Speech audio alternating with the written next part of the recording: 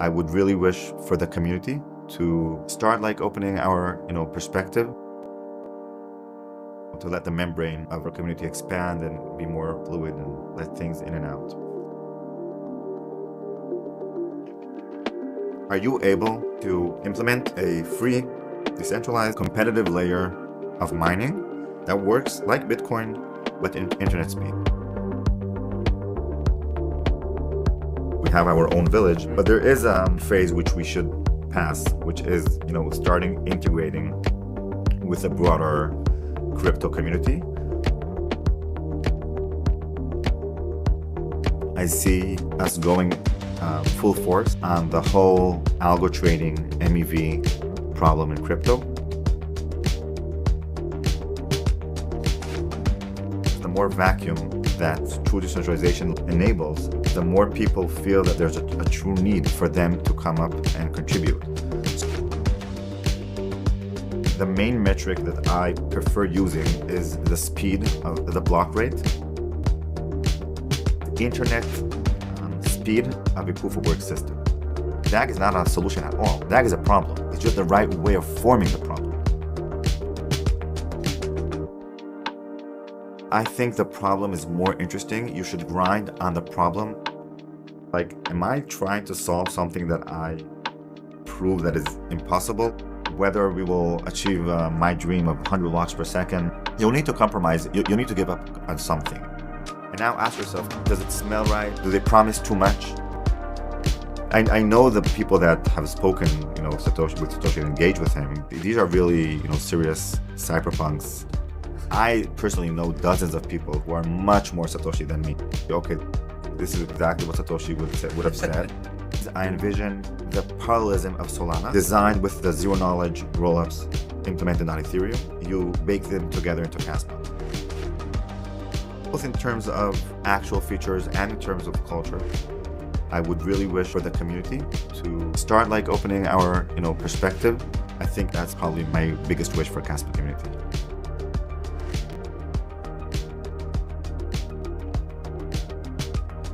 I mainly see the collaborations coming rather than mentioning something specific.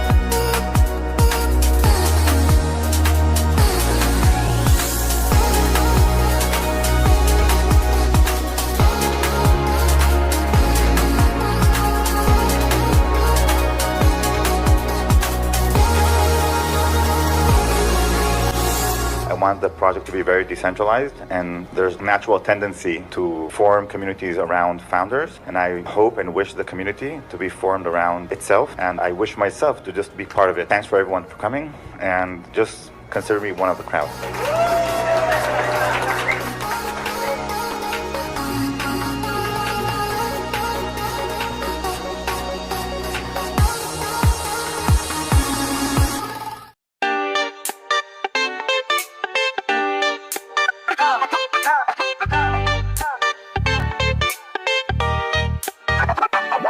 Now this is a story all about how my life got twisted, turned upside down, and I'd like to take a minute, just sit right here. I'll tell you how I found Kaspa and why it's so clear. In a world of blockchains, full of delays on centralized systems, I spent most of my days chilling, waiting, frustrated as heck, while the mempools clogged and the fees kept me in check. Then a couple of devs who were up to some good started solving problems that no one understood. I read one white paper and my head got aware. They said, welcome to the future. architecture, decentralization's here. I dove into the DAJ, block by block it's aligned, transactions confirmed in record-breaking time, parallel paths, no congestion, no queue. Kaspa scales smoothly with the tech so new. Security, check scalability tight. Decentralized mining keeps everything right. This ain't no old chain, it's innovation refined. Proof of work reimagined, efficiency defined. Now my life's on Kaspa, it's fast and it's real. Every block is solid, no secrets to conceal. If anything I could say that this network's rare, but I thought, yo, forget it, this tech is premier.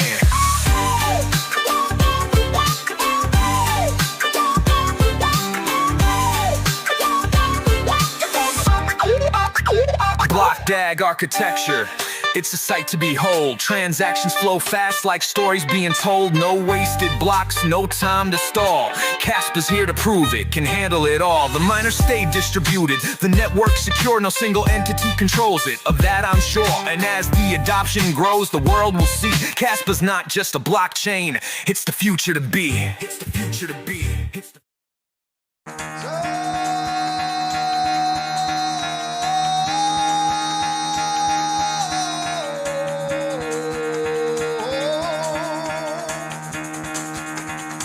Get the fuck out of bed, bitch, go.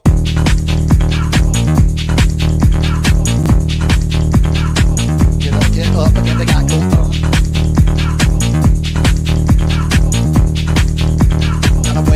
Time to wake up, bitch, get up. Get up, get up.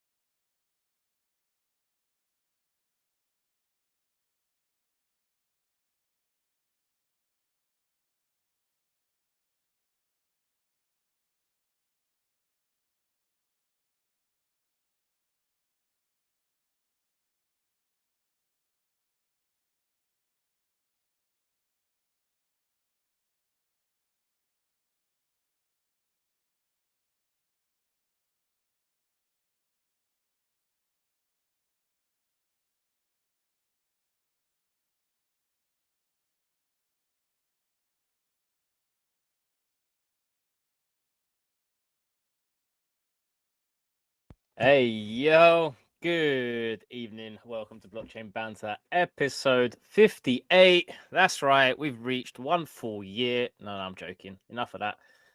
What's going on, Chris? Good evening. Yep, a full year finally. Yeah. That's on the Cypriot calendar, though, isn't it?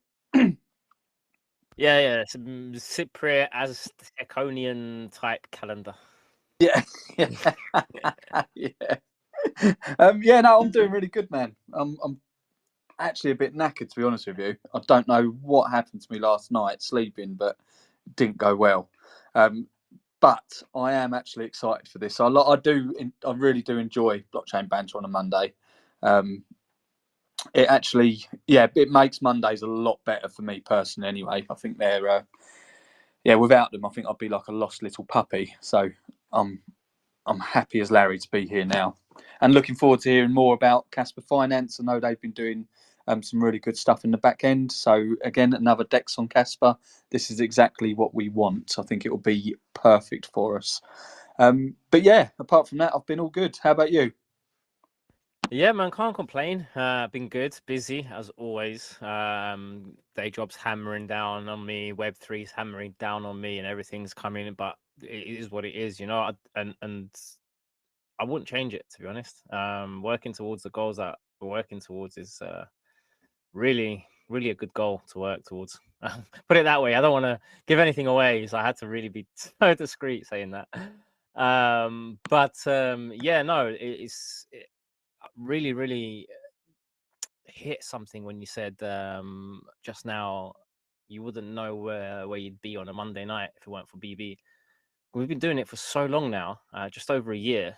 And yeah, you're right. I did not even consider it. I don't know what I'd be doing on a Monday night at 9 o'clock, to be honest. I've been missing something. It is like an extension of me now, blockchain banter. You're Absolutely missing love Love it. Island. What did you say? You're missing Love Island. Oh, don't. I am probably the only person alive that hasn't watched Love Island because I think it's a load of crap. But you've got to go, right? Yeah. We Okay. sort of I do So- my crypto stuff. She does her stuff. Works quite well. Yeah, I've got similar things also. At the moment, Below Deck is being watched on top. So while I'm here, Oh, bro, there's always room for Below Deck. I love You like Below Deck. it's just because there's so many South Africans in it. You like South Africans. I do. I like the biltong and I like the drive horse. Oh, I've got so much built on at the moment. Seriously. Seriously, because I'm going to try and say this so it's not sad, but my wife's grandma passed last week, so she had to fly down to South Africa for a funeral, but she brought me back 10 kgs of biltong, and it wasn't seized by the border, so great. Oh, it's proper South African biltong as well. Well, it's actually from the best South African biltong place that I know of in the whole country. Because even it's the humidity in South Africa as well. You just don't get the same sort of drying texture as you do in the UK. UK's terrible for it. Even if in one of those boxes, not good. Well, even Cape Town or the Western Cape, the biltong is not the same. The best place for biltong is in Gauteng, Pretoria, and Johannesburg. But it's a dry heat. There's no humidity there. It's very high up. And then the other thing that happens with biltong is that you need to actually cool it down or hang it in a very cool place, so 6 degrees Celsius. And then a chemical reaction happens in the meat that gives it this distinct taste. Wolf, we need to get you to get your contacts together because you've obviously got a lot of South African contacts, and get people starting to accept Kaspa's payment for biltong and drive horse. This is my plan when I go down to South Africa end of this year, is that we're not only, the Wolf is Bars and things we're going to create there is going to be super cash oriented in regards to taking payment, you name it. But I'm going to very actively pursue and onboarding businesses over there, because you do have in South Africa a town called, I can't remember what's the thing's name, but the whole town runs on Bitcoin. So all transactions, you can purchase houses, cars, food, you name it, everything runs through Bitcoin. The whole town salaries is paid in Bitcoin. So there's clearly appetite for those things. And then there's a lot more also. People taking ownership of nodes there would be very helpful if they start getting their own transaction costs back, because transaction costs financially there is very expensive. So yeah, there's a lot, but we're going to do it, all of that. Things like that really interest me, like just little towns or villages or just a little tight-knit community that just transact in Bitcoin or well, yeah, Bitcoin is the main one, isn't it, really? But that do that already, because I'd love to see over a big enough time frame that village's or that community's wealth as a whole, how much that's risen compared to USD, for example. So actually that whole community is getting richer just by, all they're doing is just by accepting Bitcoin as payment. Exactly. So the disposable income is actually an appreciating currency. Yeah, it's like it's hard money, isn't it? It's but then that also adds a bit of a possibly a problem. I don't know. It's a hard one, because if money's too hard, things obviously get cheaper over time. So actually, that disincentivizes people to want to spend their money, so spend their Bitcoin, for example. Because why would I buy this car now when I can buy it next year and it'd probably be cheaper? But I don't know. Well, that's something to think about. I mean, overall, there's a couple of things that's going to happen in the next decade, maybe even sooner. but we're gonna have a massive revolution in regards to jobs across the world. AI is going to eliminate a hell of a lot of it, and when robotics come in, we're going to lose the rest. So the reality of it is whatever you're pursuing today, and I see it because I contract for the banks also, you know that, and I see people that have massive career aspirations of moving up and becoming a director and becoming an MD.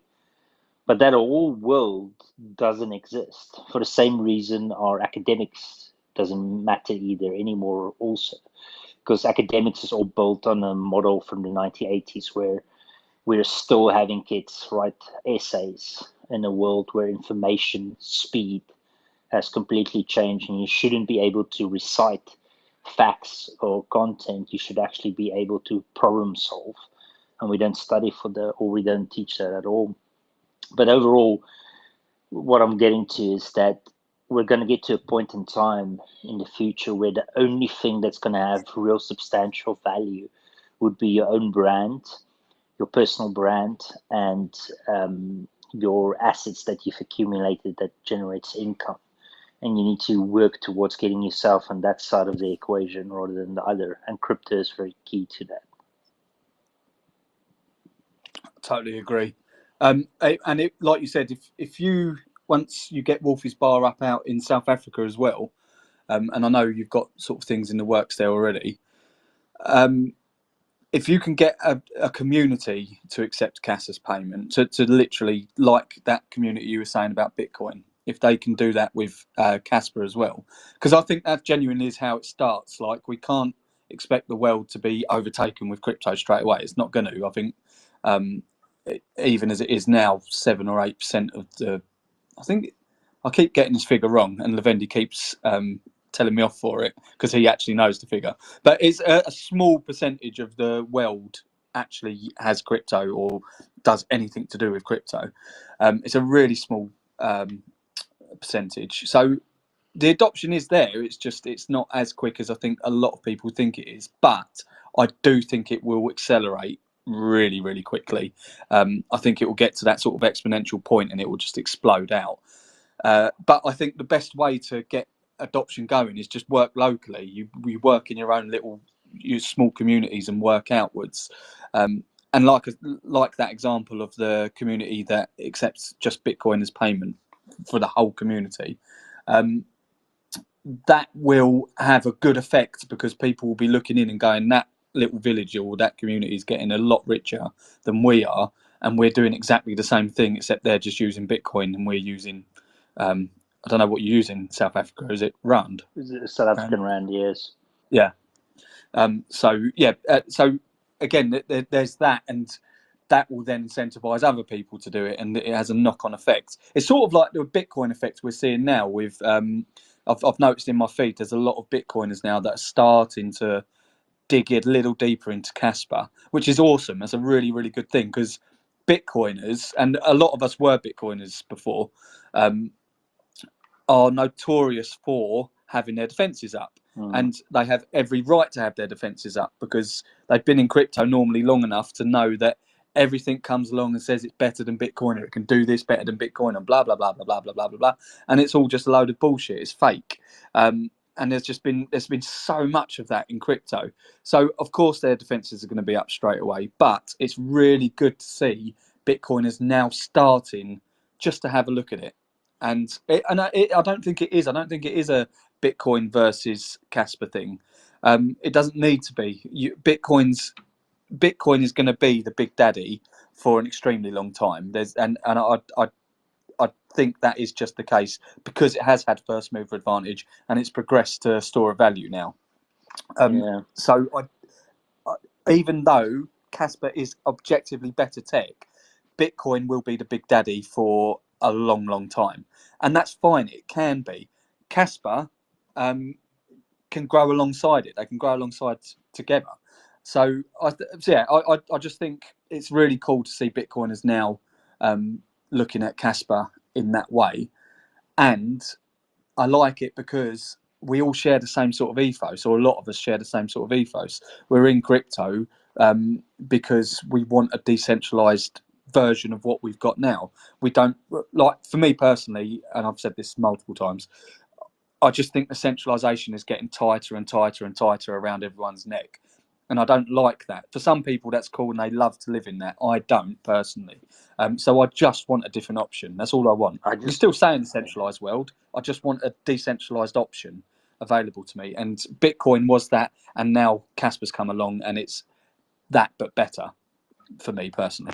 I just want to go fishing. I'm just doing this to get to that point. So yeah, but there's a thing I just also want to mention in regards to what you said, because one of the big hates I have is when stats is used, because stats actually has a lot of nuance in it, more than what people comprehend.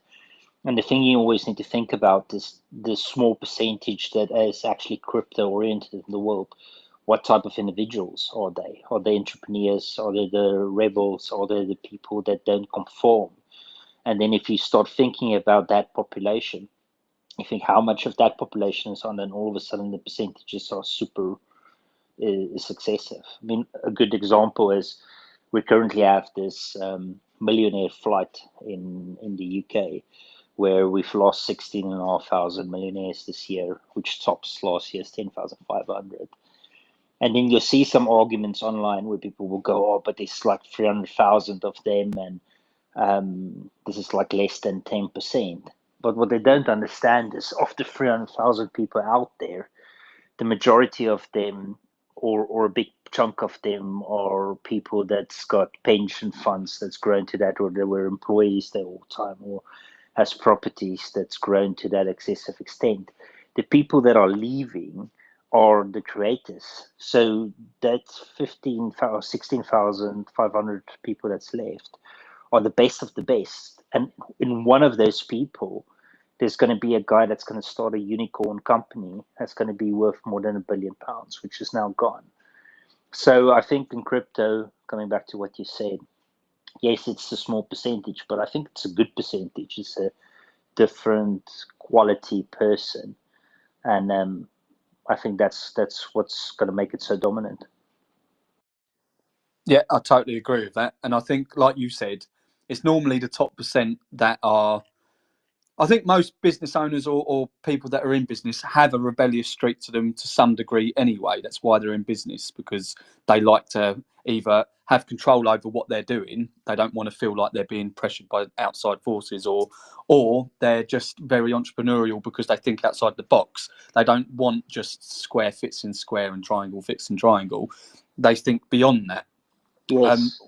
Which is what we need as a society. You need those people, because, like you said, it's sort of like the Pareto principle, where like 20% of the people do 80% of the work. It's sort of like that to a degree. And like you said, if you're losing a good chunk of those people, which we are in the UK, because it's tax, and again, that's it's all centralised system. People don't want to be over centralized, especially those types of people. They don't want to conform to that. Those sort of people don't mind giving back a fair share. I'll put fair share in quotes there, but they don't mind giving back. But as long as they're seeing some benefits for that, and a lot of people aren't seeing the benefits now, which is why they're going to better places, bigger and better places, which is a shame. But yeah, so those, and I totally agree with you. I suppose that sort of like-minded people do gravitate towards crypto for those reasons, for especially Bitcoin and now Kaspa, for those reasons, because they can see something in it. They can see beyond what a lot of the majority can't see. And then what will happen is eventually the majority will catch up, and it will just be part and parcel of everyday life. And it may even get to a point where people don't even know they're using crypto, like as payment rails or payment processors, for example. I can see Kaspa Kai in the audience here. This is perfect for that, like Warp Core, for example. If they can make ISO compliant, then yeah, you'll be able to literally use Kaspa as a payment rail or a transaction rail, and people will just be tapping their card. They won't even know they're using it. And they don't need to know they're using it. Or they know they're using Kaspa just like they know they're using Visa or MasterCard. They don't actually know how Visa or MasterCard works. They have no idea. They just know that they tap a card, their payment gets taken out of their account and it goes into someone else's account. Cushy, job's done. And and that's I'm for one aspect of Kaspa as a payment rail, that is literally what possibly will happen. It's not going to be the everyday user that it affects at all, because they don't really care that they're using it. All they care about is they tap their card and they get the thing they want. Yeah. It's going to be the business owners and the banks and things like that actually care about saving on fees, and because when you're moving big amounts of money, the smaller percentages add up to a lot. Like they really do. It's so massive. If you can save, it's massive. Yeah, our two businesses on their own, how much did it cost us? Let me quickly work out here, mate. So their transactional costs for running those two businesses per year is £15,000. 15. So that's what, $20,000 in fees. Did you say? Sorry, I missed part of that. What did you say? The two businesses that you're running had 20 grand in fees. For £15,000, or so about $20,000. That's the cost per year for transactions. So just using the POS systems that we have, the squares and the forests and all of those things. So yeah, it's a lot. It is a lot, and like you said, if that's, I don't know what percentages they're charging there, but if that's 3%, 2%, whatever it is, yeah. if you can halve that to 1%, you're already happy days. You've halved what you're paying out, so it's now 10 grand or $10,000 a year instead of 20,000. That's good for the business owner. For whoever's supplying the payment processor, it's good for them because they're still making a fee. If they're charging 1% and they're using Kaspa's payment rail, they're still making a good chunk of money. It's a win-win-win for everybody. So yeah, and that's what I really like about Kaspa, is that's just one use case out of so many, because Kaspa is just evolving into this unstoppable beast, and it really is. Like, I just saw a tweet from Michael Sutton, who was quote posting Elliot's post about just Kaspa being a multi-lead consensus instead of a single lead consensus, and just in that in itself gives intra-round decentralization. So instead of which has so many more benefits, because again, this then leads on to being MEV resistant, and can also lead on to oracles being the most accurate feeds that you're getting from oracles. It's just it opens up the world so much more than just a payment rail. But if Kaspa was solely used as just a payment processor or a payment rail, just alone, that's, I don't even know, it'd probably be billions in transactions, possibly trillions, I don't know. But it's just insane. Just one use case for Kaspa alone, well, in that case alone would secure the network for the future, because obviously we obviously know we've got a quick emission schedule, and mining coins is just sort of a band-aid, really. It's a crutch. Yeah. And Kaspa has really gone all out on this and gone, right, we're moving forward with this now, and we want to prove that the fee market can take over. And yeah, so it's good to see how Kaspa's evolving, and I genuinely do think the fee market will take over and be successful for Kaspa. Otherwise, I wouldn't be in it. 100%. But yeah, it's all good stuff. I love talking with you, Wolf. I wasn't even supposed to talk that long, but I'm interesting at times. Sometimes I've got interesting things to say. Yeah, when you're not asleep. I know you're struggling at the moment for sleep, aren't you? Yeah, Mr. Wolf kept me awake for 4 days straight.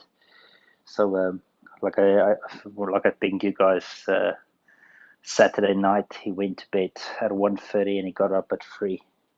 So that's not easy days. No, man, that's killer. Absolutely killer. I can see Crypto Oddie. How are you doing, sir? Good. I was thinking about jumping in there when you were talking about the fees and the fee market stuff, because I don't know if you've seen, I made a calculator which basically neck to necks, apples to apples with Kaspa versus Bitcoin. And yeah, if you just look at you can move the date, 10 years into the future, and you'll see the block rewards dropping to a miserable spot for both Bitcoin and Kaspa that doesn't work as a security budget anymore. And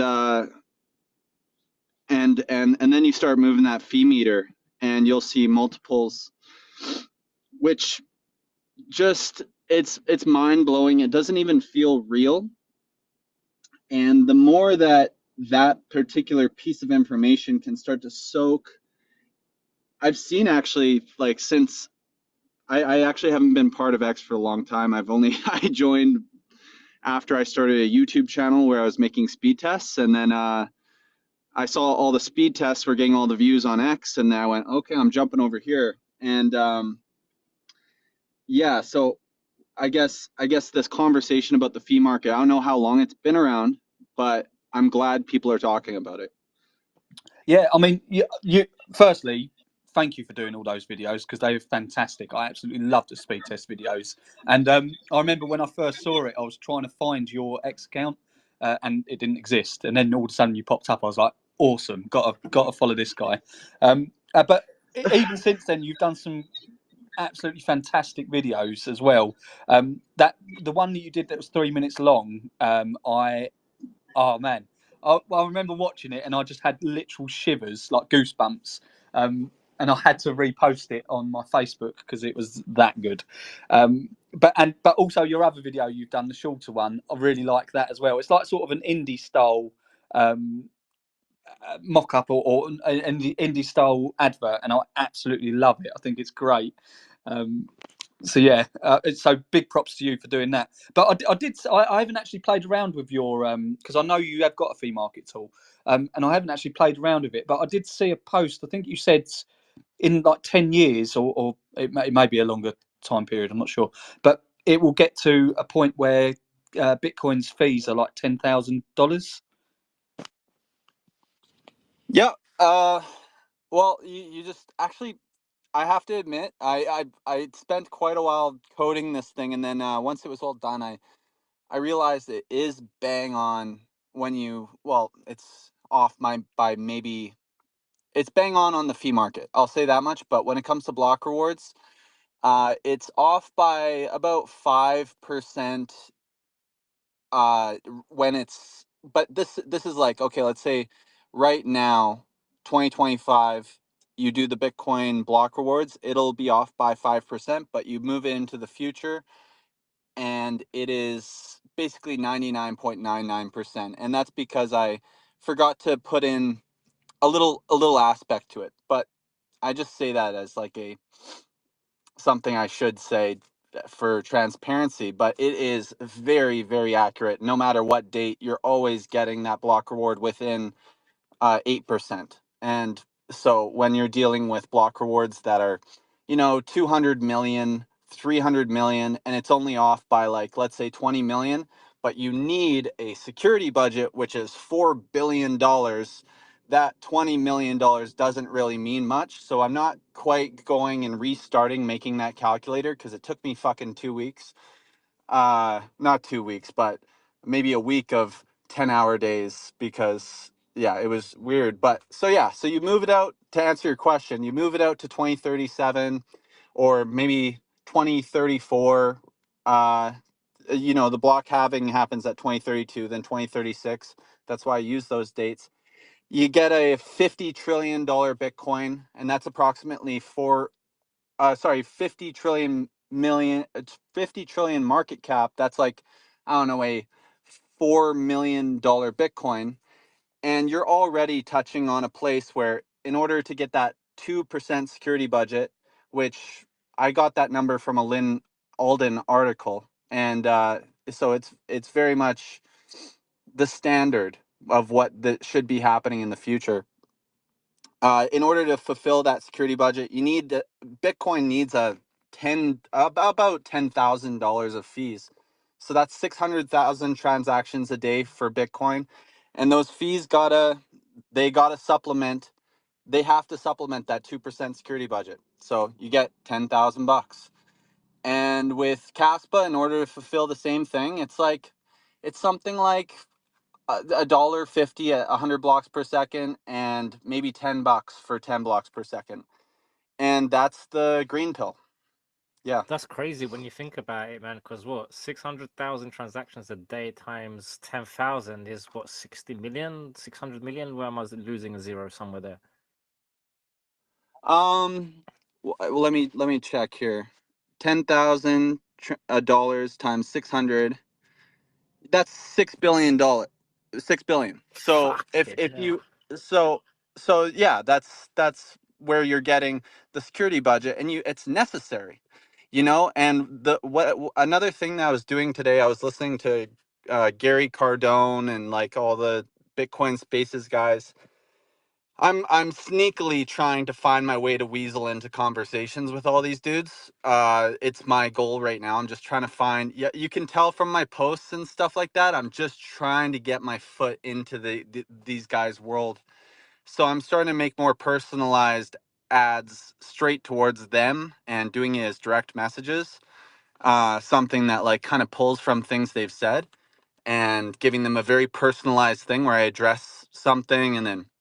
Anyway, so something that I was thinking about today was, yeah, if you have 600,000 transactions per day for Bitcoin, that means 600,000 people can use it daily.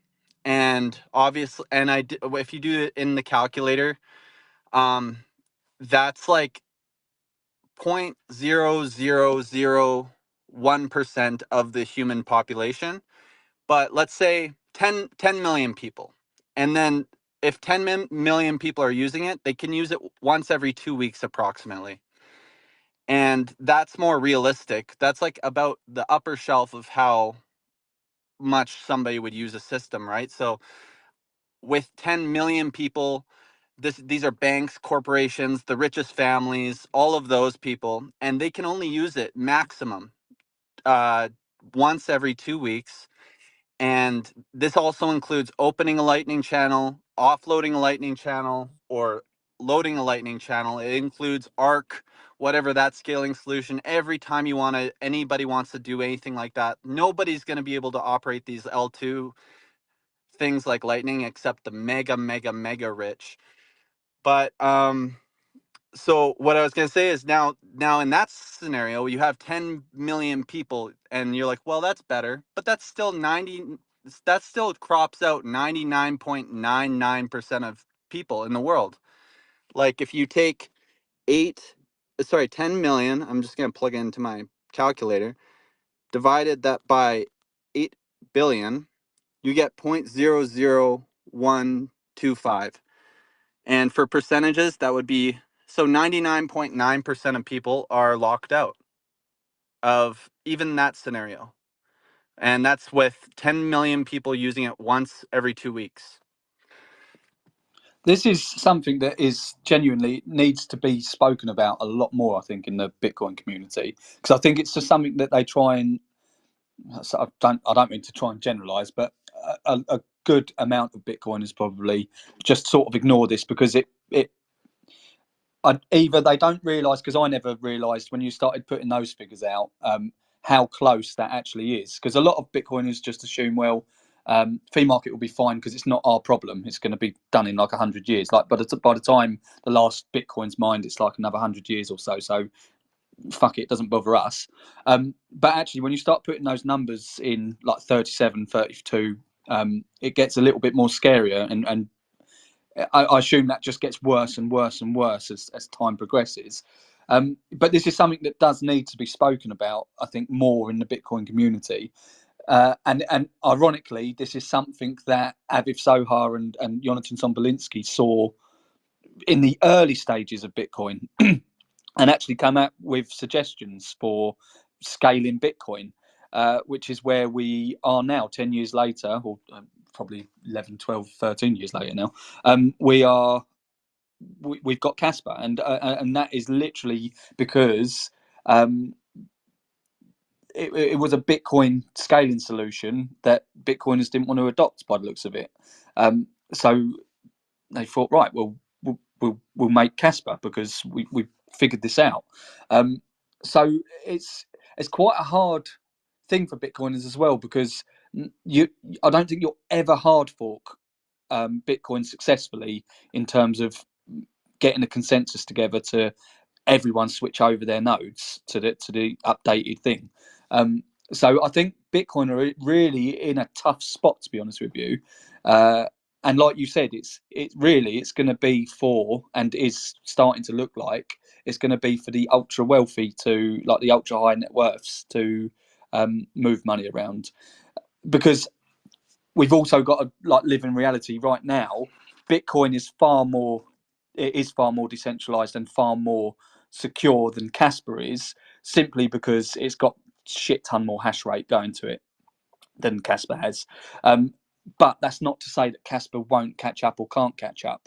But at the moment, I suppose, as a ultra high net worth individual, the thing you care about most is that if you're moving large amounts of value from one wallet to another, you want damn sure that that's going to be secure.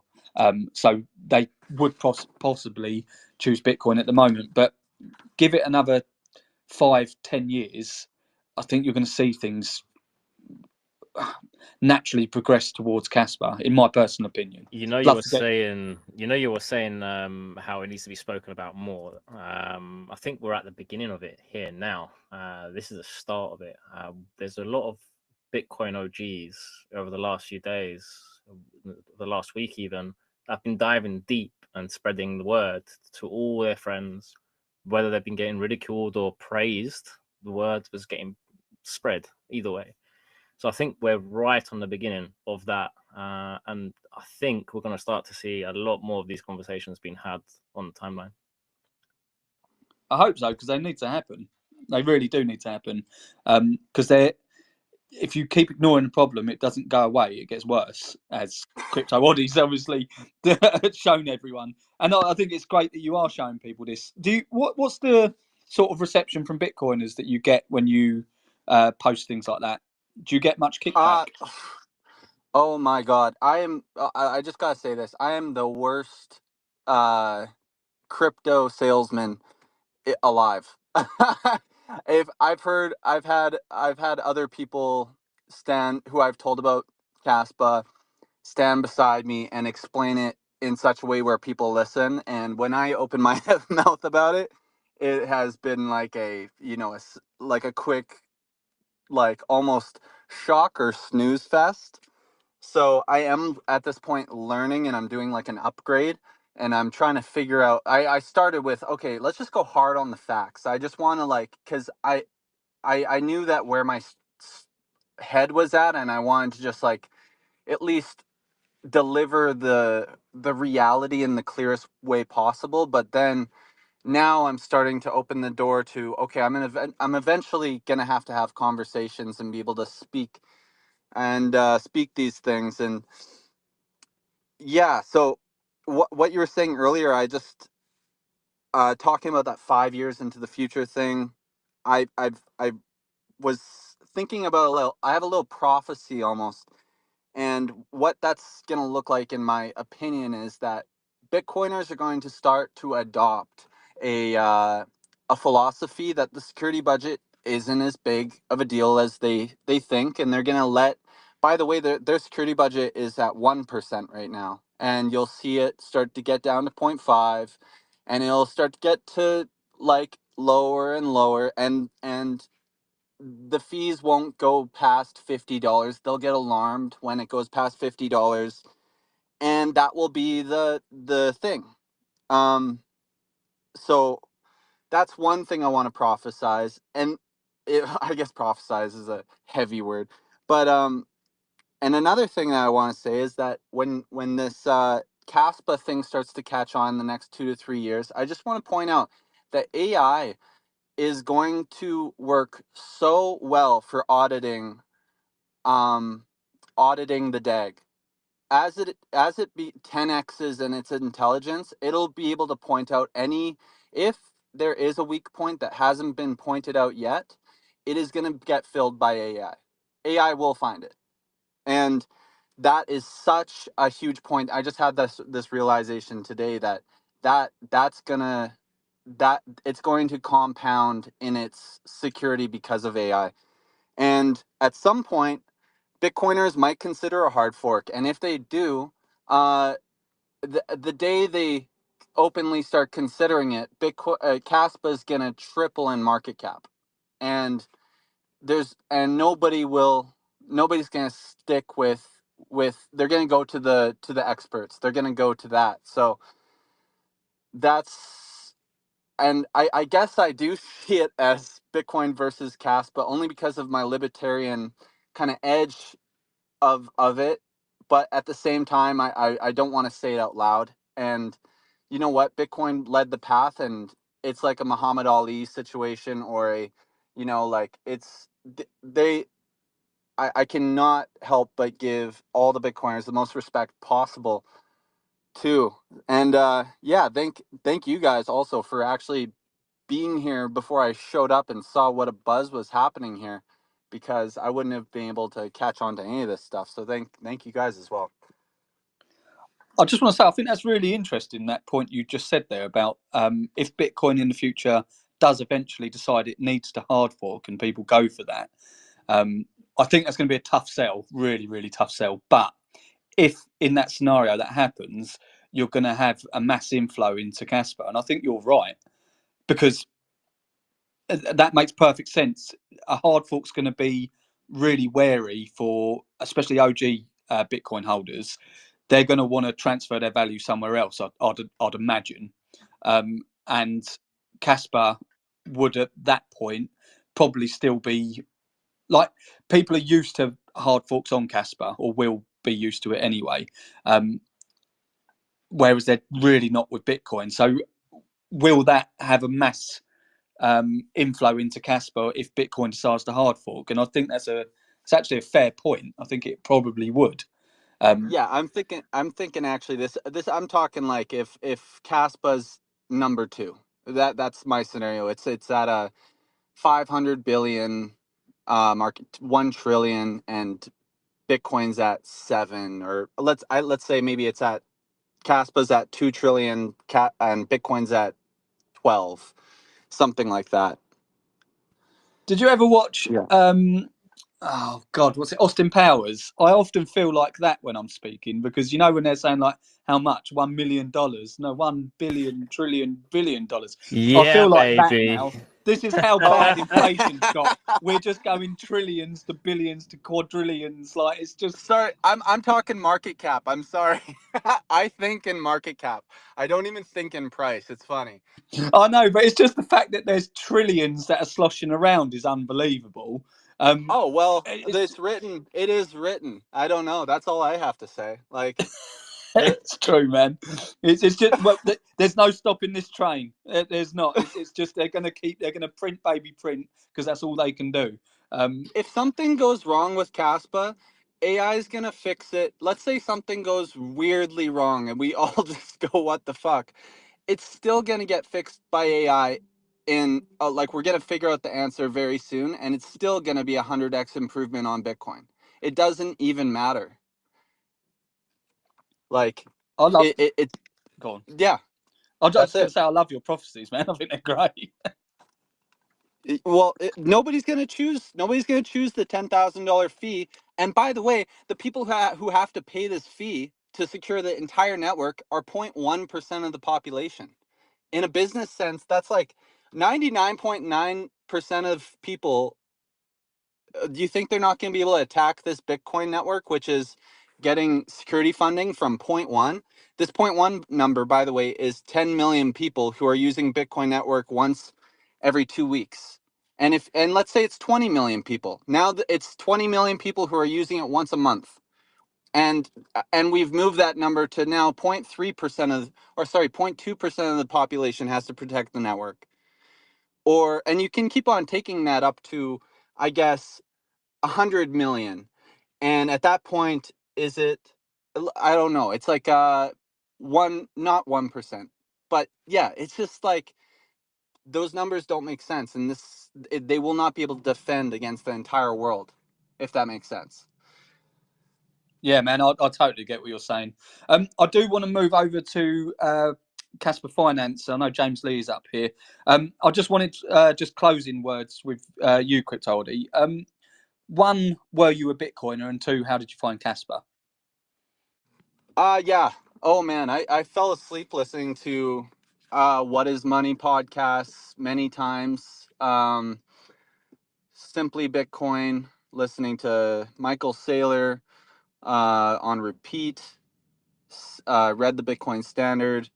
Um, spent all my time. I was just fully enveloped by the idea. I was going to Bitcoin groups in my town, and then I actually started to propose that there was, this. I was running the numbers, and I was saying, is this not like an issue? Actually, before I even found Kaspa, and yeah, and then and here we are now. I am very much on fire about this thing. I actually haven't been as hardworking as I am now, and I almost fully can, well, dedicate that to the fact that it's something so immense. I'm with you on that one, man. I want Kaspa to be adopted globally as quickly as possible, because I want to have another system that's outside of a sort of centralized control. And for me, that's Kaspa and Bitcoin, but mainly Kaspa. So I need to get it adopted, man. That's my driving force. I need to do it for me and for my kids. I want them to have a different option.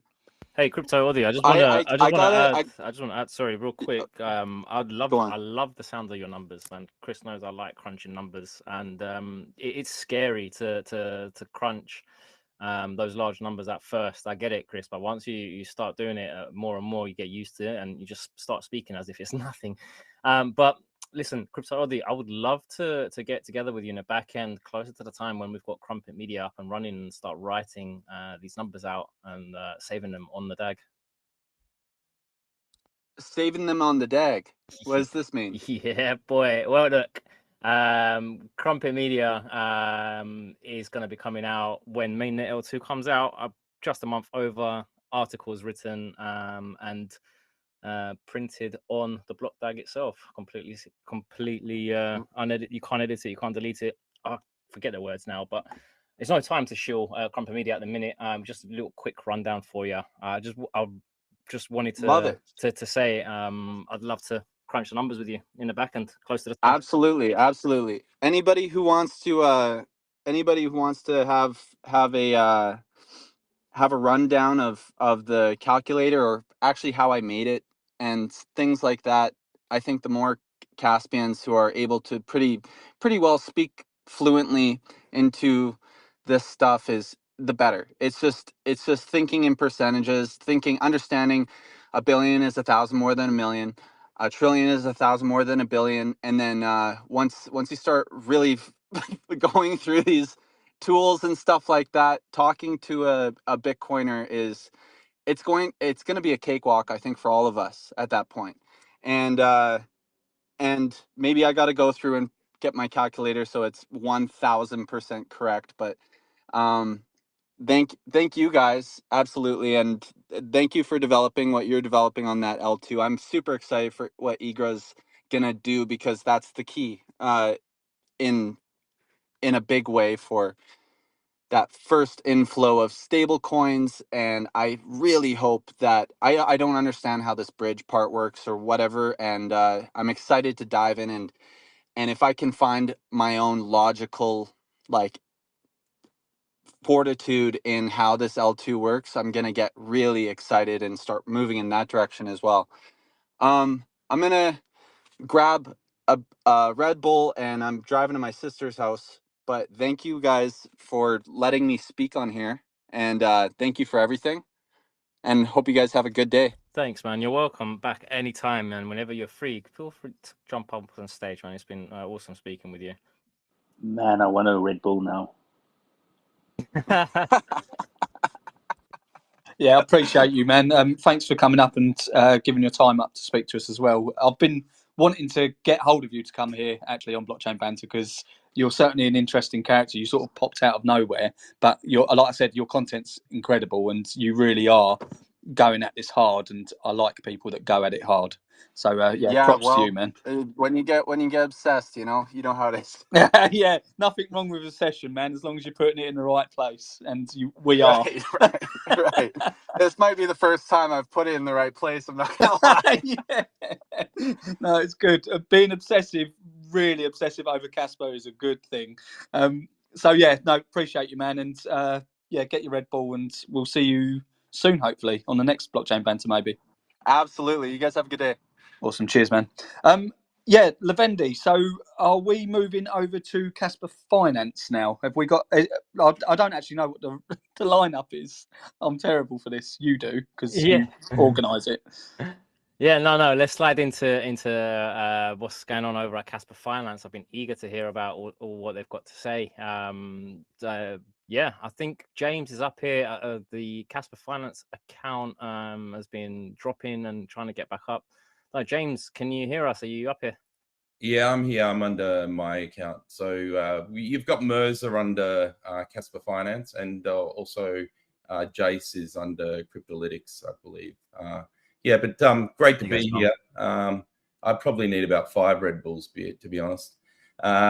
But it's I'm not a morning person, so I might be delayed in any of my responses.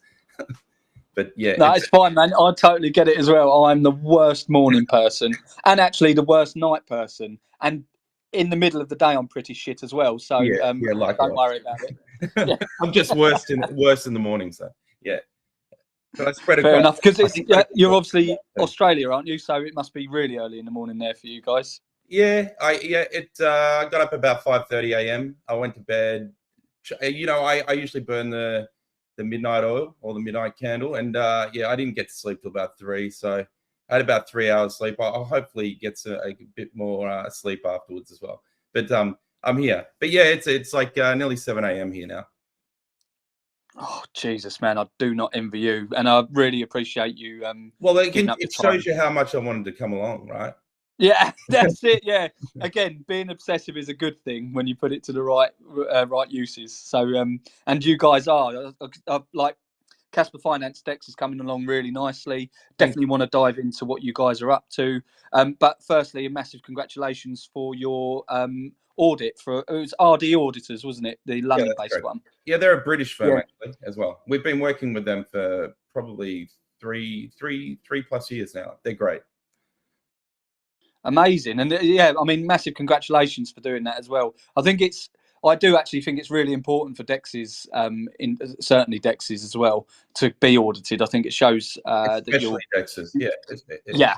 Anything holding other people's funds, or potentially in the staking and farming. I think every smart contract should be audited. I mean, that's best practice, right? So it's definitely we've actually got another secondary audit that we're doing because we've upgraded some of our Dex AMM, so our factory and router has been upgraded. We have actually added another pricing tier for liquidity miners, so it's actually essentially better than what it was in that previous audit. So that is at another cost, but obviously we've changed code, and we would never go to mainnet without having the code fully audited. Love that, man. I think that's really good.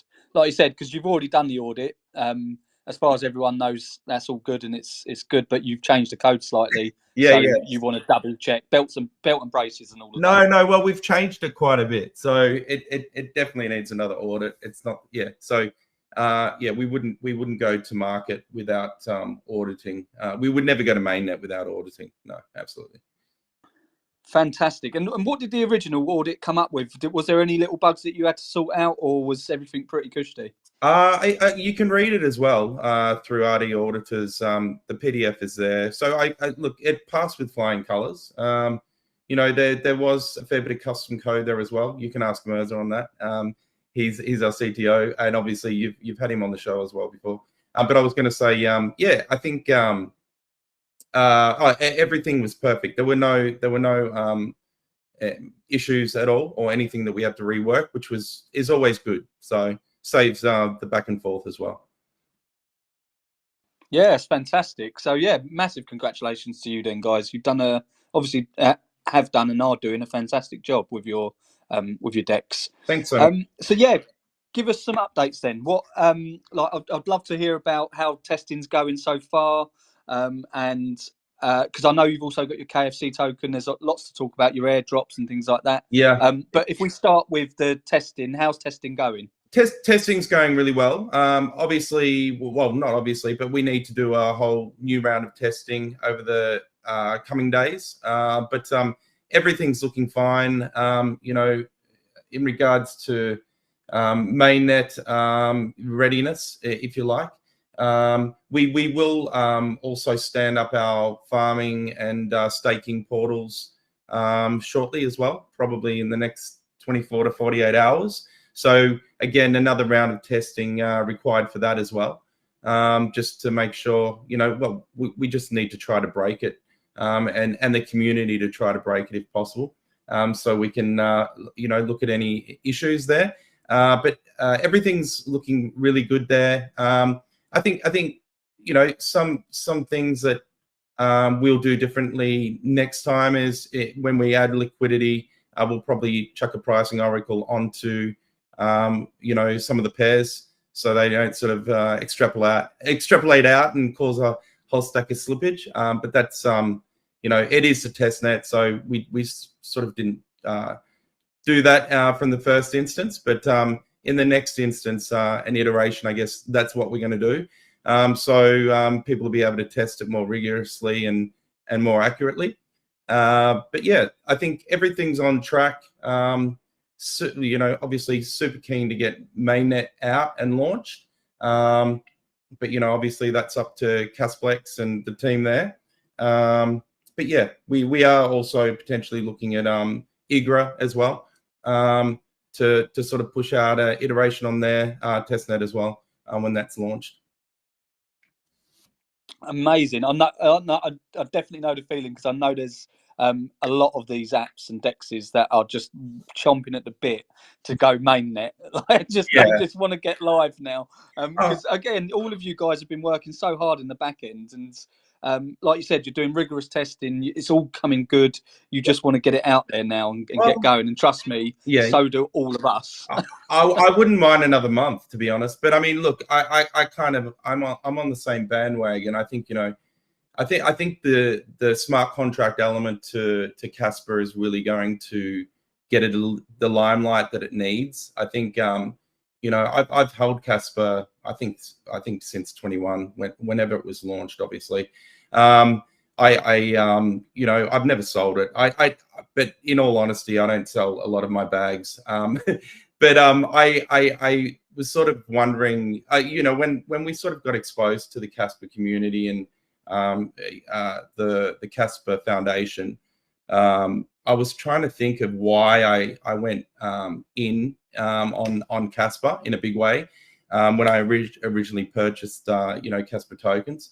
And yeah, it just sort of dawned on me why, because I usually do due diligence if I ever dived in, and I don't sort of probably buy as many tokens as I used to when I was sort of starting out in blockchain and I guess crypto and going down the rabbit hole. But yeah, it was definitely one of my bigger purchases back in the day. And I guess, you know, being lost in all the noise and through a different cycle, I was thinking, why did I jump in? And then I revisited, you know, the white paper and all the documentation. I was like, that's why, because, you know, I am a bit of a Bitcoin maxi and a bit of an Ethereum maxi as well. And I think, you know, Kaspa sort of is combining the best of both worlds now. And, you know, I think with smart contract layer, I think that's going to obviously attract a lot of builders. And I think that's exciting for Kaspa. It'll get to showcase its might, its speed. You know, the fact that it feels like it's Bitcoin in 2011, really. You know, it's fast, it's fair, it's permissionless, and it's still under the radar, in all honesty. So, you know, definitely a good time for a lot of people to sort of migrate over. And I think, you know, I can't remember who mentioned it earlier, but, you know, there are a lot of Bitcoin, I guess, Twitter folk or X folk that are actually starting to talk about it, which is, I think that's a great trend to have. And I think I think what they're loving about it is that, you know, they're probably getting more retweets and comments from the Kaspa community, because I guess, you know, Bitcoin is probably, well, I mean, obviously the best known, the king. But you know, I think that the fact that the community is so driven to actually drive adoption of Kaspa, I think that's well recognized by these people that are sort of coming across, and I think it's only going to get better and better. So you know, it's bloody exciting to be part of it, to be honest. You're definitely right about the Bitcoiners getting mass retweets. Oh shit, yeah. Followers. They're not used to it. Oh, They're not used to it. Bro, It's didn't unreal. VJ triple his following? Yeah, VJ was Yeah, on like I saw 1,000 or something, Yeah. and he's now like 3,000. It's unreal. He's going to overtake me, and I've been in Kaspa longer than him. Yeah, you've just got to change. What was his abbreviation? I mean, what is he? He's a CPA and something else, CFA. I was going to say I actually brought him up in our started week with the Web3 Geeks team yesterday, and I said, you know, we should be pushing out more content. So we work closely with I guess Cryptolytics writes a lot of articles for CoinWalkies, which is sort of like an upcoming news media site. Still very new, but I said you need to be pushing more Kaspa stuff out, because the community is so around it, you know, and so supportive of anything that's going out. And I use VJ as my sort of star example of that. So yeah, absolutely. He may be the biggest Kaz KOL soon, man. You never know, right? Yeah, he definitely will be. He's a rising star. Yeah, exactly. He's going to overtake everyone. Yeah, 100%. But you know, fair play to him. But I think Absolutely. a lot of Bitcoiners, even Bitcoiners that may just be wanting to engagement farm, are now seeing this and spreading Kaspa. And to be honest with you, I don't care if you're just jumping on it just to engagement farm and you're just trying to get followers and whatever.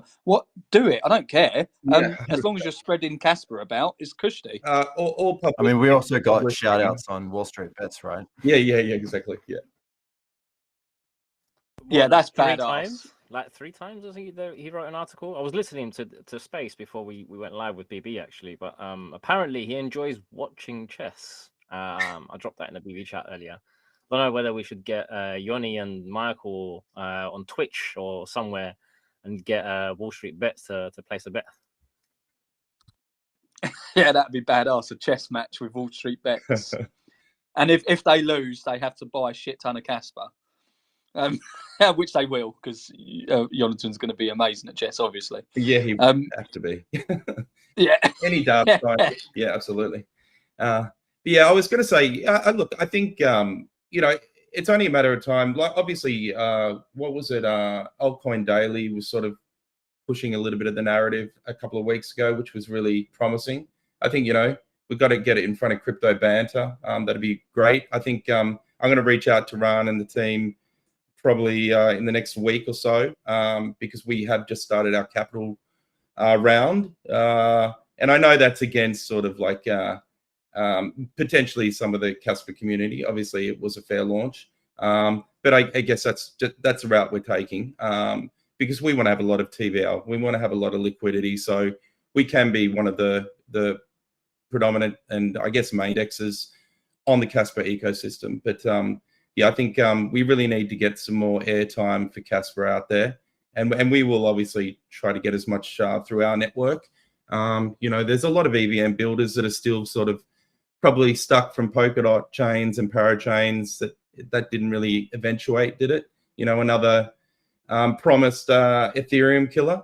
So I think Kaspa sort of bridges that gap a little bit better in regards to what it is potentially capable of. And with 10 BPS sort of coming out recently, 32 BPS, you know, on the near in the near future as well, and then obviously Casplex and IGRA on EVM. I think it's really pushing the needle now, which is really good. 100%. I'm like Casplex have done a fantastic job so far. I think with their their L2. It's from what I hear from developers and stuff that are building out on their L2. It's been really working really well. So that's brilliant thing to hear. That's what you want to hear. And I'm actually really excited for IGRA to go live with their testnet as well. I think I'm pretty sure their one's mid-July, so yeah, fairly soon, I think. Yeah, hopefully next week. I mean, yeah, that's what they're saying, mid-July. Sounds really good. I'm actually talking at Malaysian Blockchain Week, just on Kaspa Finance, and probably, obviously, I can never help myself. I'd always talk about Kaspa as well. So that's going to be really interesting. I'm really looking forward to pushing the brand there, and I think any brand or any project that is building on Kasplex or IGRA, you know, we're all part of the same community. We're all a driving force of Kaspa. So I think you know, where I sometimes see some of the Kaspa community as being slightly toxic. I think it's the same in every community, but I think the prime goal for everyone, you know, is you know, they've always got Kaspa in the back of their mind whenever they're pushing their narrative, which is the main thing that we're all working towards anyway. So I think it's a good thing regardless. Yeah, I think it comes from a place of passion, right? Yeah, exactly. Yeah, 100%. Well, and I totally agree. I think, well, from what I've noticed or get a feeling of with people building out in Kaspa, obviously, if you're building whatever you're building, you want to build the best. You want to be number one. You want to be top dog. 100%. That's fine. Like that's everyone's going to be thinking that. Yeah. But it's more of a healthy competition, I feel. Yeah, anyway, I think so. Where it's like having siblings, and like, so you love each other, but you still want to one up your brother. Yeah. Everyone feels like that. You want the extra scoop of ice cream, right? And you spit on it, exactly. so they don't eat it, and you can, right? Yeah, exactly. Yeah, so again, but it's healthy competition. I think I want to see competition. I don't want to see monopolies. I want to see exactly competition. Well, that's you know, I guess, you know, when there is a monopoly, you don't get that sort of the new iterations of things. You don't get that. I can't think of the word because I haven't even had a coffee, but you don't get the new shit, right? And that I can't think of the word I'm looking for, but innovation. Innovation. Thank you, Jace. Jace is used to waking up early, but yeah, you lack that innovation. So I think competition is great for that. Yeah, definitely, it drives it. It's like you said, if you've got the monopoly, you can deal with being stagnant. You don't have to progress anymore. It is what it is. If you've got that constant competition, you're constantly trying to get the best value you can for your customers and your client. Like. Exactly. So well, it's a good thing in my opinion, and like I said, there's nothing wrong with people having healthy competition. I think it's a good thing. Everyone wants 100%. to be the best at what they do, and so they should as well. Otherwise, there's no point setting up what you're doing. Absolutely. So yeah, awesome. So I was wondering if you could tell us about your KFC token, what it's going to be used for, maybe the tokenomics of it, and yeah, just tell us more about that if that's okay. Yeah, of course. So I guess, you know, the token will be so we will do a capital raise, which we're sort of in the midst of now. In regards to what you can actually use it for, we will be you know, I guess a core utility of KFC will be as a governance token, but you know, I guess roles within our ecosystem or protocol will be for staking, liquidity mining across farms and vaults and things like that. DAO governance, so we will stand up a discourse channel, which will actually allow people that stake a certain amount of KFC to be able to raise proposals, you know, and these could be proposals on the way treasury is used, and a whole range of other things. I've got a question, right? So I'd love to take that as well after this, but also access to some of the DeFi or opportunities that we're sort of building or standing up as well. So users that stake any amount of KFC will actually be able to use probably 95 to 96% of the actual trading bots, but then there'll be some premium ones as well, which they'll also be able to access with KFC.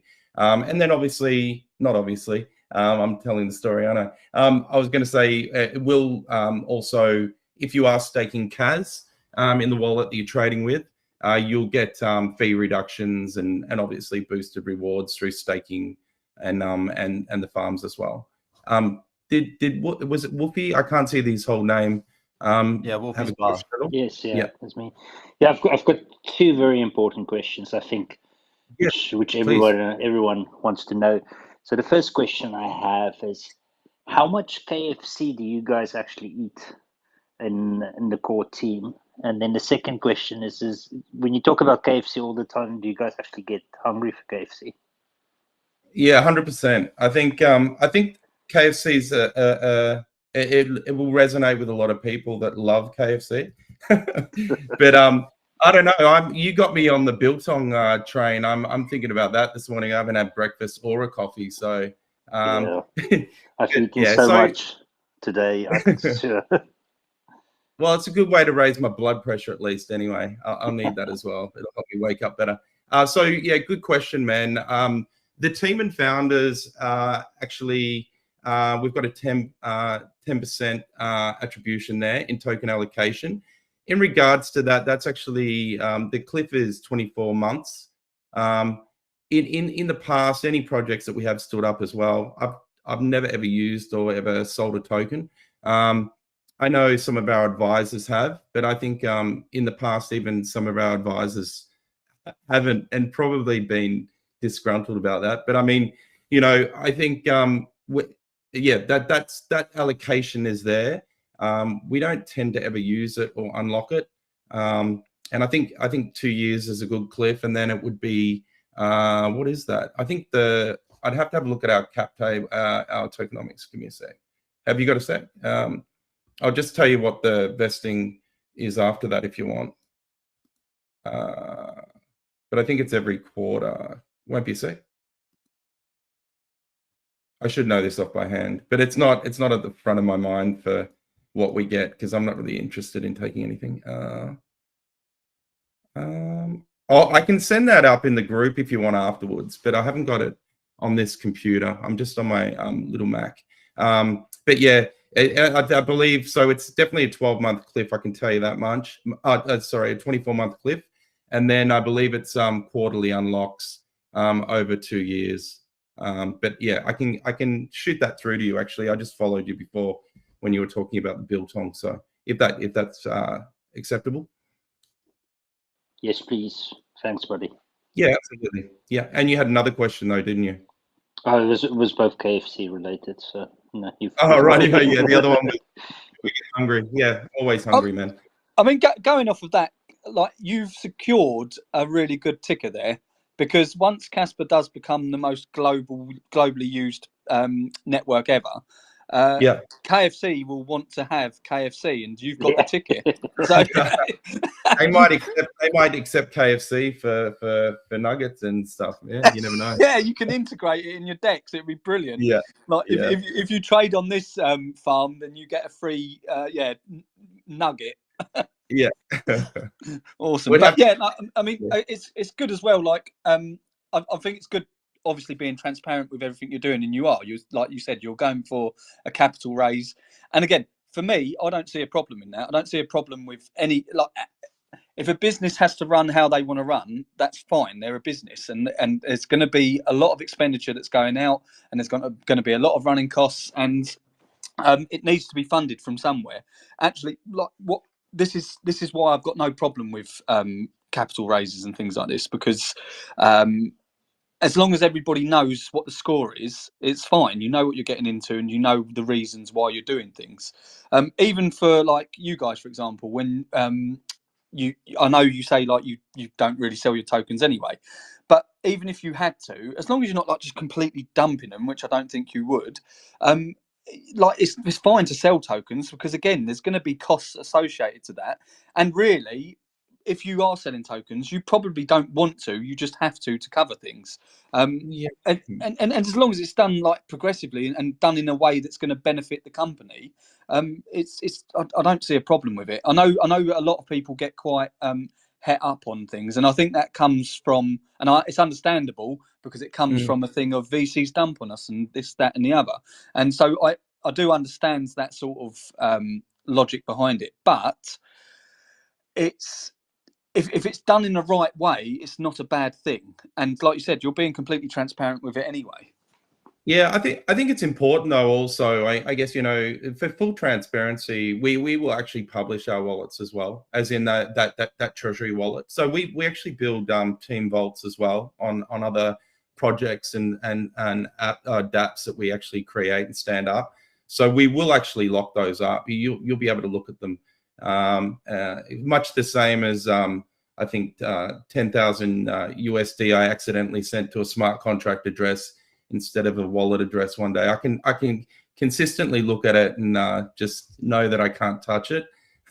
but in this case, I probably can in 24 months. I'll never be able to get that back because I sent it to a smart contract on a different chain as well, didn't I? Anyway, yeah. So yeah, we will also, you know, I guess, you know, there are other percentages sort of going out there, and, you know, obviously we've got to have, you know, fund liquidity mining. We have got a treasury, we've got a development percentage as well, and that they will all also be published. And I think that's one thing when you even list on CoinMarketCap, you need to list where all the wallets are, what they do, so they can actually give you accurate results, not just team reported results. So it's important to cover off all those bases as well.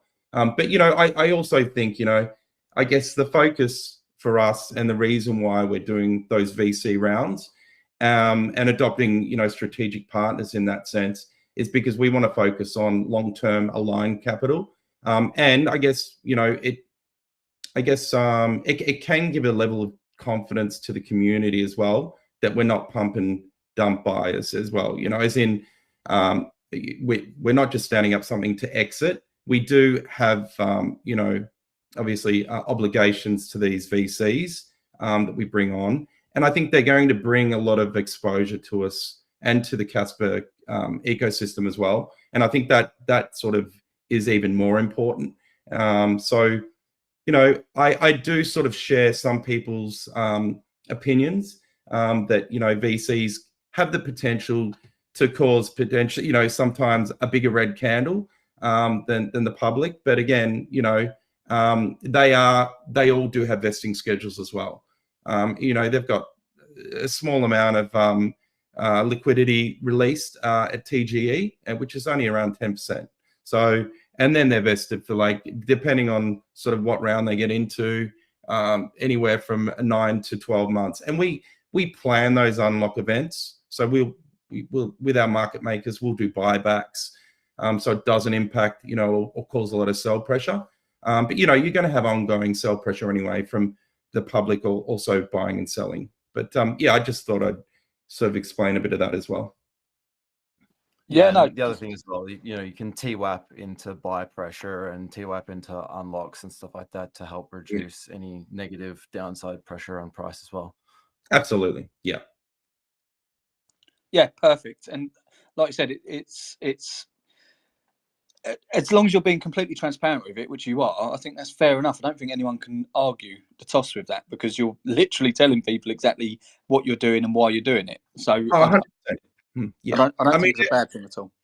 Everything will be in the public domain. So as in, we make that available as well. Awesome. Appreciate it, man. And I do really appreciate the transparency. I think it's good. I think that's the one thing I do like about crypto is people expect transparency now. And that's a good thing. I think it is a good thing. So, yeah. The other thing I was going to ask, and this is just out of sheer ignorance, to be honest with you, from my part. So, apologies in advance. There's no such thing as a silly question, actually. Right? No, there's not. Well, I don't know. I've asked many silly questions, but it's fine. Same, man. But so I've noticed you have a trading pair of USDC. How's that possible? It's not. It's testnet. But okay. So yeah. But it is a good question. I mean, I saw someone write in on. I didn't answer it. I don't know why, but I saw it on our Kaspa Finance X page. Someone said, "Oh, I don't know where they were from, but they said, oh, you know, so I've accrued some tokens on testnet. Is there any way you can help me feed my family and convert these to mainnet tokens when you go live? I didn't answer it. I had a giggle about it, but I mean, you know, some people may not know, you know, and you know, obviously smart contracts and DeFi is new to Kaspa anyway. I don't think he was. I don't know where it was from, but it was a funny post. But I think, look, no, there's no such thing as a silly question. You don't find out about, you know. We've obviously all gone down that rabbit hole. That's why we're, I guess, true anarchists and libertarians at heart, some of us, especially if we love our Kaspa and our Bitcoin. But I mean, you know, that you don't find out these things. You either find out the hard way and enter a Ponzi by not asking silly questions, or you go balls deep into a Ponzi and you lose all your Bitcoin. So I think that it's a relative question. But I guess on that, you know, I do know in the background, at least I don't know a lot about IGRA, but I do know that Casplex and the Kaspa team are working with on stable coins, so they won't be too far off, I wouldn't imagine. But I mean, obviously, Casplex is probably focused on the bridge now, and that's obviously to get Cas onto Casplex. Yeah, and on the XXIM pod, you saw that Wolfie, if you guys listen to that, he went to New York and had meetings with the Circle and all that sort of stuff. So yeah, we know absolutely. It's coming. Yeah. I think they're going for a bridged version first, which is fair enough. 100%, and then hopefully they'll go native a little bit later on the line. But the main thing is getting a stable coin on Kaspa in some aspect is going to be a really good thing. But again, with I think a lot of people are waiting for this canonical bridge as well, like the two-way bridge.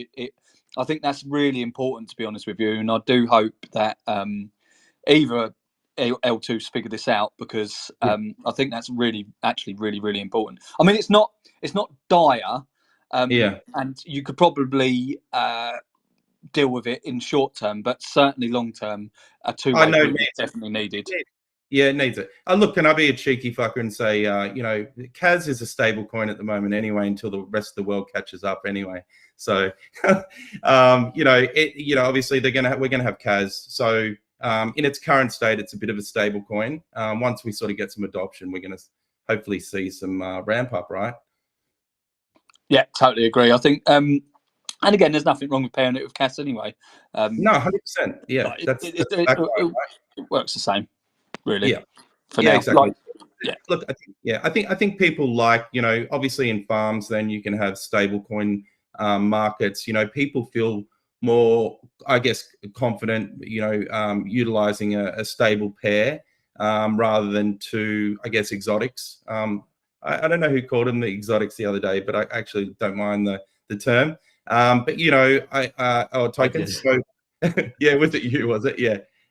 In the tutorial videos.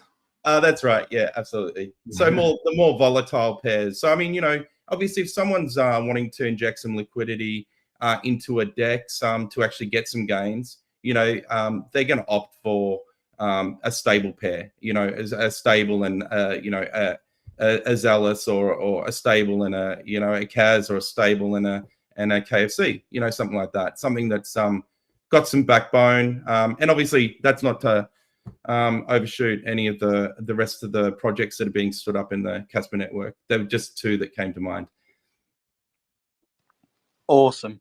Levendi, have we got any questions from the audience for Kaspa Finance? No questions have come through just yet, but it seems like everyone is listening with their ears glued on their phones. That's how I usually listen. even lack of sleep. I was going to ask you though, and something. Go on, sorry. Sorry, so yeah, something worth mentioning as well is that we've started releasing our tutorial videos for newcomers to the DeFi space on Kaspa, narrated by yours truly. So if you want to know how to connect up Castle Wallet, provide liquidity on the V3 DEX and how that works and perform swaps, but you're not really sure where to start, we've started creating these videos to give a helping hand for new users to DeFi. Yeah. Absolutely. I think you did ask a question earlier though on what else we were building. I'm happy to talk about that if you like. But I was going to say on that, so we are supporting Castle Wallet at the moment, and obviously MetaMask and everything on Wallet Connect.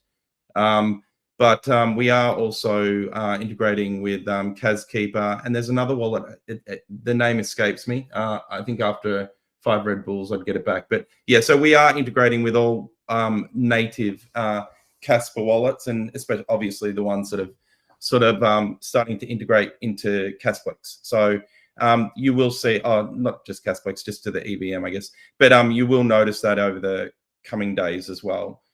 Do you want me to sort of talk about potentially the airdrop at all? Yeah, 100%. I'd love to know about that. Yeah, so we have just recently launched the actual social awareness and sort of growth phase 1 of that. We've got 2 million KFC tokens up for grabs there. So out of the pool, obviously it's not a you enter win.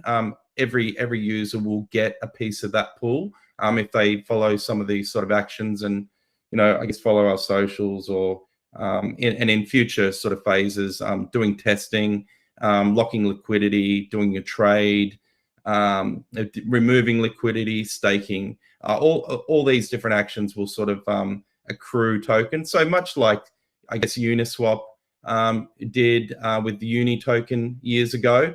Most of the actual rewards will come from on-chain actions across our protocol. So whether it be in the swap, AMM DEX, or in the farms staking, or even in the lending and borrowing protocol that we're also standing up.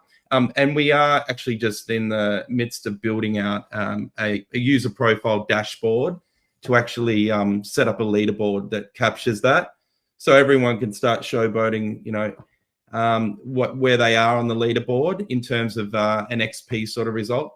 So that's one thing. I sort of mentioned, that we are about to stand up the farms and the staking pools for testing. So that will be in the shorter term, and then we will jump over to. We are building all of this in parallel, obviously, as well. But we will stand up the borrowing and lending protocol as well shortly after as well. So we're just trying to obviously increase our presence on socials and give as much information to the community as possible to help build that trust as well. And we will start releasing investments that we've had from VC arms and stakeholders in the near future as well, probably over the next couple of days, actually.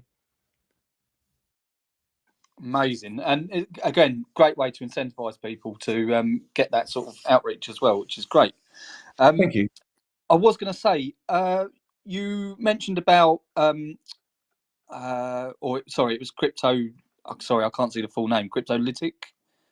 Yeah, you can just say Jace. It's easier. Jace, much better. Cheers. Yeah. So Jace, you were saying about the educational content you're doing to help people actually understand how to use V3 and things like this. Where can they find that?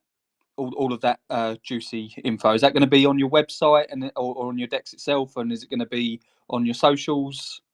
Yeah, so we've definitely popped it over on YouTube, so you can find our YouTube as well. But we've popped them on the X page as well, and you'll see those.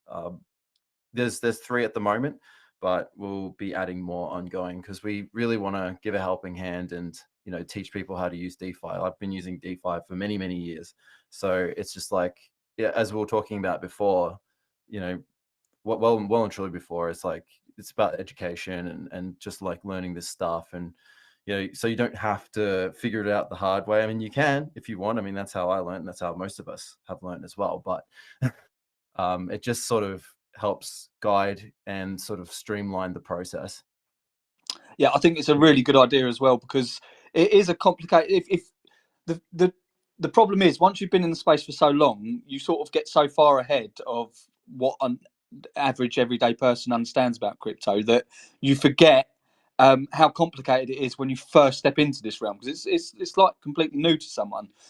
So you have to cater for the people that really are stepping into this, haven't got a clue, and really you want to protect them as much as possible, because if someone gets stung with crypto because of a mistake that they made that could have been avoided, they may never come back to it again. So it's one of those things. So I think it's a really good idea to, and I'm glad you're doing it. Have that information out there for people to use it as safely as possible. Yeah, thanks, man. Yeah, I mean, it's I was doing a lot more complex DeFi tutorials and stuff like that on my YouTube channel back in the day. So it was just like coming back to this, I'm like, oh yeah, they're the basics. You know, you sort of forget about the basics sometimes as well. Yeah, and you raise a good point. I mean, we want to obviously reduce roadblocks to actually accessing the protocol, and obviously that education piece plays a part in that. But I mean, what you just mentioned there is, you know, people that have been burned in crypto, and that could be even just around cycles, right? You know, people that buy at the top and, you know, and then they've sort of got no way out. So they potentially sell, you know, and make a lot of loss. But I was going to say, based on some of those stats earlier, I can't remember that. I don't know if he was Canadian or American, but he was talking about all those stats. And I was going to say, apparently 60-odd%, what is it? What is it? So 6.8% of the global population own cryptocurrency. I think that's probably understated. That was in 2024 as well. So hopefully the Trump administration sort of pumped that up a bit with Trump coin in it's just alone. But I was going to say maybe I'm not advocating for Trump coin by any means. But then there was also another survey, a consensus survey, that indicates that up to 40% of people worldwide have owned or purchased crypto at one point. It doesn't sound like they're holders, so they're probably the people that have entered the cycle when all the hype's in and then just got burnt, and then they may never return. So I think that education piece is really that is that people or is that wallets? Because I've got different numbers. I don't know. Well, this is you know, Senor ChatGPT, but I was just running some numbers and checking some things and seeing what that sort of spat out. I didn't check Claude or anything else. But yeah, so consensus YouGov survey, which was a 2024 survey, indicates that up to 40% of people worldwide have owned or purchased cryptocurrencies at some point. That was on CoinMarketCap, so not, you know, potentially either believe it or not. I guess, you know, they are a central source of truth. And then the other one, they measured it, to be honest. Yeah, 100%. It would have to be on wallets. It would have to be across chains, right? But I guess, yeah, is that unless you've got a IP unique identifier, you can't really say they're unique wallets, right? Yeah, I guess there's one way of mitigating it, but then the VPNs exist, so there's no stopping somebody from 100%. jump in. Yeah, and multiple, and which I'm yeah, assuming hopefully they don't recall the IPs. yeah. Yeah, I'm not further sure. to. Oh, go on. Yeah, sorry, go on. I was just saying further to also what you guys were speaking about earlier as well with regards to adoption. I mean, there's also the tech rule of 30s, right? So this is one to keep in your back pocket. So credit cards took 30 to 40 years to catch on. The internet was about 30 years. Mobile phones, about 30 years. Personal computers, 30 years. And I think EVs are hit around 30 years in the 2020 or so. So, you know, we're halfway there because Bitcoin's, you know, 2009, 2010, really. So that's why we're still early. Let's see if we can do it in 20. That'd be great. Yeah, 100%. Break the cycle. We want to enjoy the fruits of our labor, right? Yeah, exactly. Right. Yeah. I don't want to be on a walking stick and my Bitcoins hit $1 million a piece, man. The problem is inflation's so rampant, $1 million will probably only buy you a Mars bar. Exactly. It's all relative. It's sad. But no, I mean, you guys have been doing a fantastic job, so it's really good to see you doing what you're doing, and again, really excited to look. I'm really excited and looking forward to when mainnet finally comes online. 100%. Can't wait. Did you say also because IGRA are obviously going to be dropping their testnet soon? Are you going to test out on IGRA as well? Yeah, 100%. Yeah, we're going to push out an iteration. Absolutely. I think, you know, we're not allergic to being. I mean, it's not cross chain, right? It's still going to be Kaspa. So, and I think, you know, it's like Apple and Android, right? It's like any you know, you need to support all chains. So I think yeah, we will definitely be pushing out or standing up on Igra as well. Awesome, it's good to hear. And yeah, so massive congratulations to you guys. Is there anything else you wanted to add before we move on? Or Levendi, is there been any questions? I wanted to ask you, James. Is anyone in London around the 30th? ETH is celebrating their 10-year anniversary, and there's a Lumo going around. There's just over or just under 400 people signed up for it.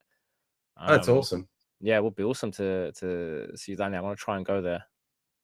Yeah, our team. We've got our closest team member to UK is in Portugal, which isn't too far. Potentially. I mean, what? So it's a ETH conference, is it? Yeah, they're celebrating the 10-year birthday of Ethereum. I'll get the link. Oh, nice. Be more information. Yeah. I'll send it to you in the back end anyway. Yeah, for sure. Sounds good. I'll be just getting back from to Oz from Malaysia after Malaysian Blockchain Week, but we'll sort of tack on to Kaspa Foundation's booth a little bit, and also I think via BTC's going to be there as well. So we'll probably float around those booths, but I think potentially be on a panel there as well, and do some talking about, I guess, Kasplex and Kaspa Finance potentially, but most definitely Kaspa Finance. But we'll also be at Blockchain Week in Korea, end of September, and then shortly after in Singapore, Token 2049 as well. So, but yeah, we'll be pushing the Kaspa narrative everywhere we go. You guys gonna be at the Kaspa experience in September as well in Germany? In Berlin, yeah, right? Yeah. We'll definitely send someone there. Hey, that's gonna be. I'm so looking forward to that. Yeah, that'll be sick. Can't wait, man. It's like meeting up with all the boys, Chris. Fucking hell, it's gonna be like a proper holiday, like weekend away. What time in September is that? 13th is it's in the 17th. 13th. Yeah, 13th is the day, I think. I'm not sure.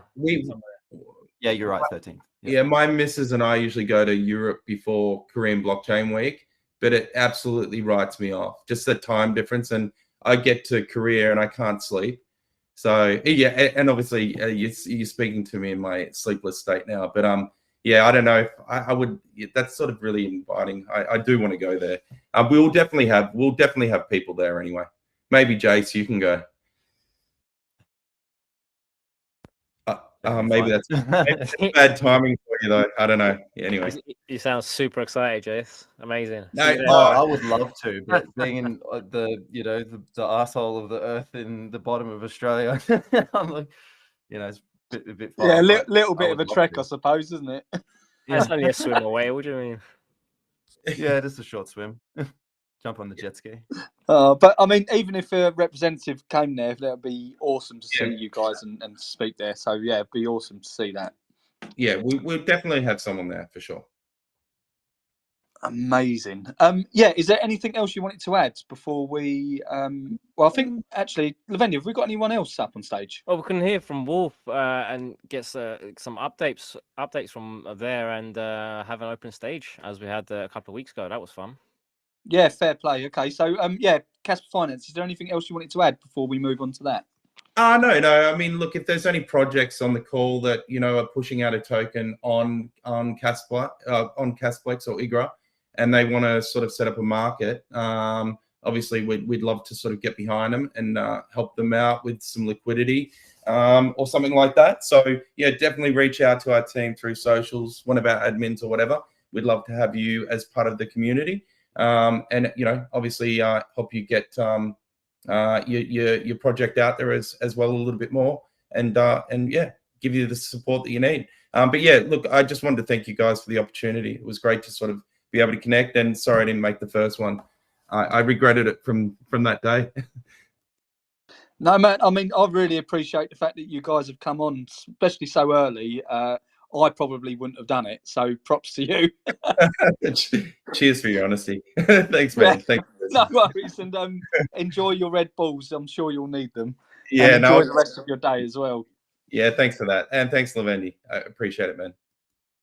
Yeah, props to you guys. This is a great show. I've been enjoying listening to them ever since. So yeah, good work, guys. I appreciate that, man. Thank you. Yeah, man. Thank you, boys. Appreciate it. It means a lot. It's been an awesome journey. Awesome journey, man, to say the least. And it's been everyone just sharing their love for the show is what's brought it to this stage, I reckon.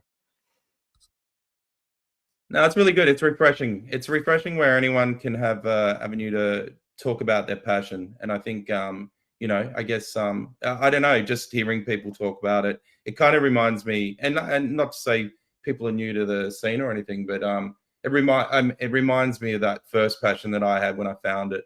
I didn't want to go back to corporate land, and I found Bitcoin and Ethereum, and you know, it changed my world from then on. And it's, yeah, my life's never been the same, and I live it every day, and I love it. And you know, most of my friends will say, "Shut the fuck up."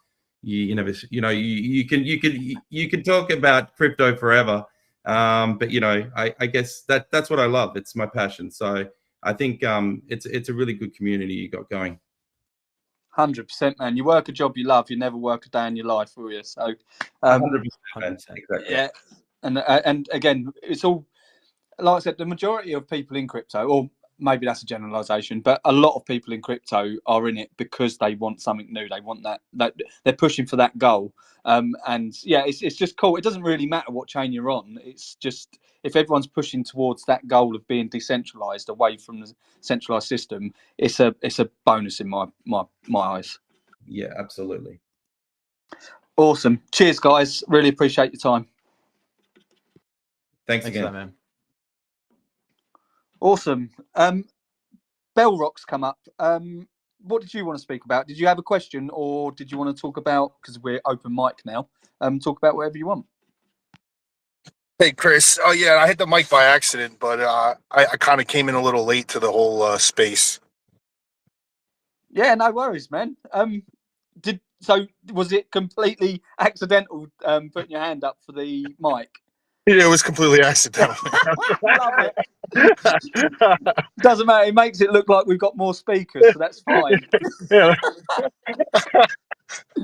While you're up here, because you're quite active in the cash space, what do you think about all these Bitcoiners now that are starting to actually give Kaspa a bit of attention and start looking into it? That's a great question. I think we're finally getting the recognition that we deserve. Honestly, everyone's been grinding. I mean, there's been some guys here since the beginning that have been grinding their asses off, and it's really, really awesome to see everything starting to come together. All that hard work actually paying off, and people taking the time to look at the tech and actually let the posts resonate and question whether or not, like, hey, you know what, am I in the right space? You know, a lot of people, when they believe in a project, have tunnel vision and can't see outside of it. I know I'm guilty of it. I've lost my fortune 3-4 times over in other projects, thinking that they were like the best thing. So, I mean, it is really nice to see people wake up. You know, not to say that it'd be late being a Bitcoin maxi, but it's just nice to see people opening up to realizing, like, hey, you know what, this is awesome tech, and it coincides with, you know, the Nakamoto consensus. Bro, that's really like honest of you as well. But I totally agree, and I think everyone is guilty of that.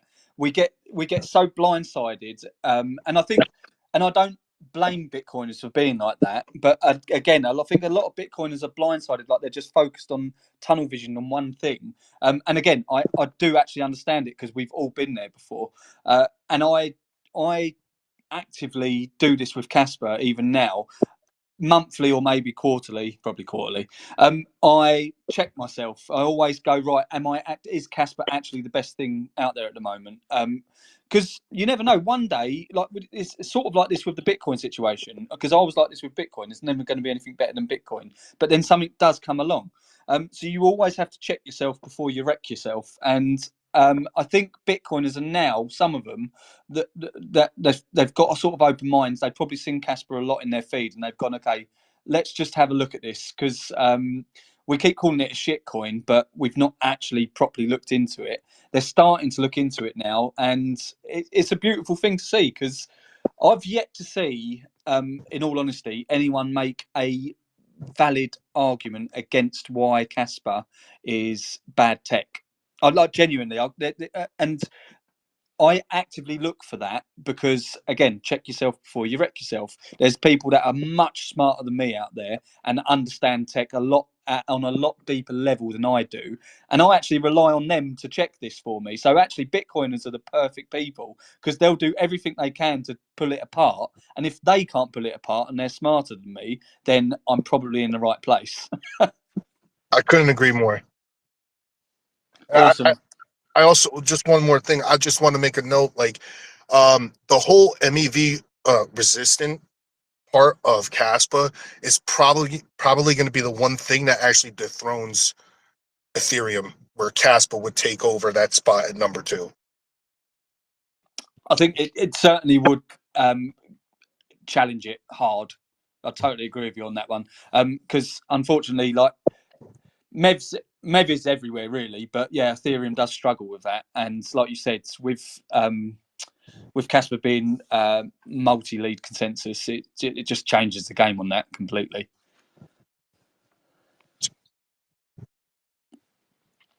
So yeah, I'm certainly looking forward to that. I saw Cryptolytics about to speak. I was just gonna say, well, I didn't have the exact number, so I was like, oh damn. But I remember Junie from the KEF Foundation. He was he in his presentation basically had a slide up showing just the hundreds or tens or some crazy amount of money that's lost in MEV on Ethereum, and it's just mind-boggling. So the fact that, you know, we don't have reorgs or anything like that to worry about, that's going to be huge, because even Solana suffers from it. I mean, you've got Jito and all that sort of stuff who are trying to do things to overcome it, but it's still there no matter what. And yeah, just the fact that Kaspa isn't, like, it's not susceptible to that, that's a huge edge in the DeFi space. Yeah, massive. Because and this is why I genuinely believe builders will come over, especially being one like the layer 2s that are being built now, obviously EVM compatible. This is going to be huge for DeFi projects that are on other chains to come over. This will be a massive incentive for them, because it makes sense as a business. If you're not going to be losing out on fees and getting MEV attacked and all sorts of things, it makes perfect logical business sense to just switch over. I mean, I'm not a dev, so I don't know, but how hard can it be to copy paste what you've done on Ethereum, say, and put it on EVM compatible layer 2 on Kaspa? Surely it can't be that hard. So and again, it doesn't mean that they can't have it on both layers. But what is cool is guys like you're getting first mover advantage here. So you're going to be grassrooted in the space, hopefully. Anyway, fingers crossed. Chris, I've got an argument with you. So it's fair. Say it should be no reason why to come over. Yeah. One hurdle I can see coming is, why would they, if they're fully established already in ETH? What would be the next point to approach them to pass that hurdle? Why would they switch over? Well, it literally just from a business point of view, like Wolf was saying earlier about his fees, for example, for the year are $20,000 just on transaction fees, like for his card payments or his payment processors. If you could slash that in half, or another service could slash that figure in half, you're going to go for that, because you're going to save yourself $10,000.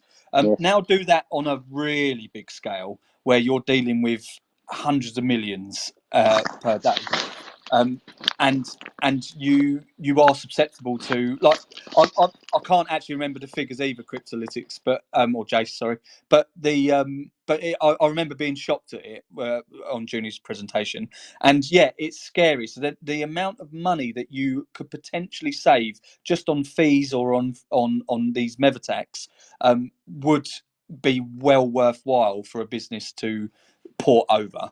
And again, it's not to say that they have to just up shop and leave from the chain they're on. They can just literally copy paste onto Kaspa. The one thing that would deter them is nobody's using. Say Kaspa's a ghost chain, nobody's using it. But I can't see that happening. I think there's a lot of buzz around Kaspa.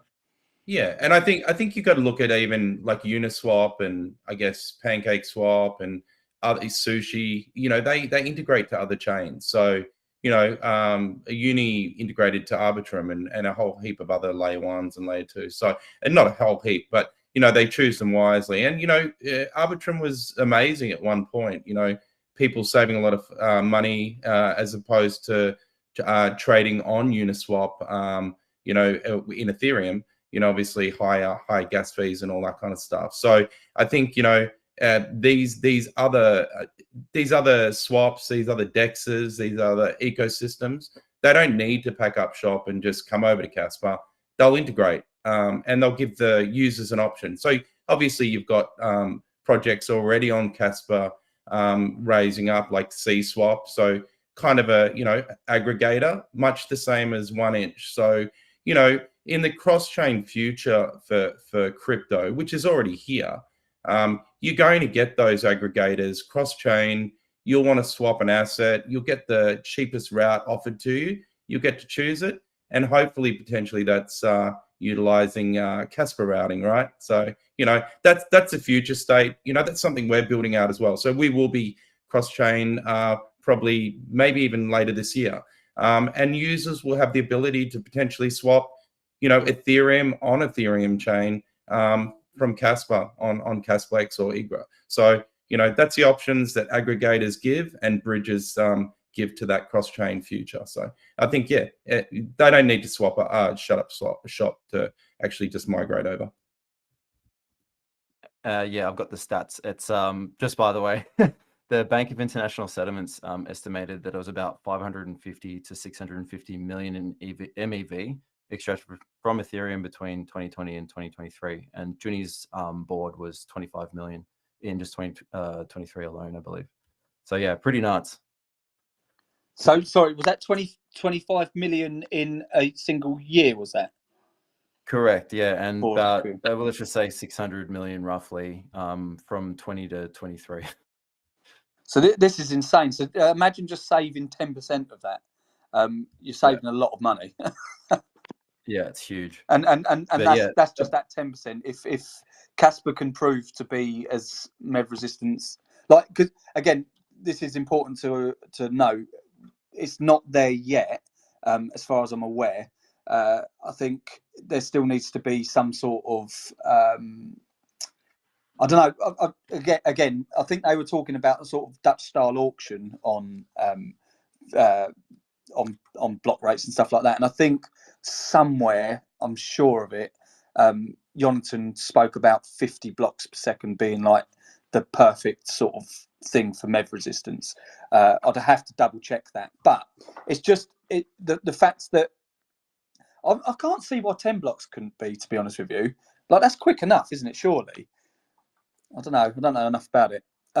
But yeah, but the fact that this is possible and has potential is massive. Same with oracles. We're not there yet for oracles, but it certainly has potential. I know Elliot's working on oracle solutions, and that guy is fucking genius. He's coming to the Kaspa experience as well. He's going to be one of the speakers there. I can't wait for that as well. I can't wait to meet him. He's an intelligent mind for sure. Yeah, for sure. Actually, that'd be really cool with the Kaspa experience. I remember in the last, we had the visual eye up on stage, and you guys were talking about Boku. Like, it'd be really cool to see the art there as well on display for the Kaspa experience. I think I'd fully support that idea because I'm an artist myself, so that would be sick to see that. That's fantastic. Because I'm not in the art world at all. I'm not a really serious arty person.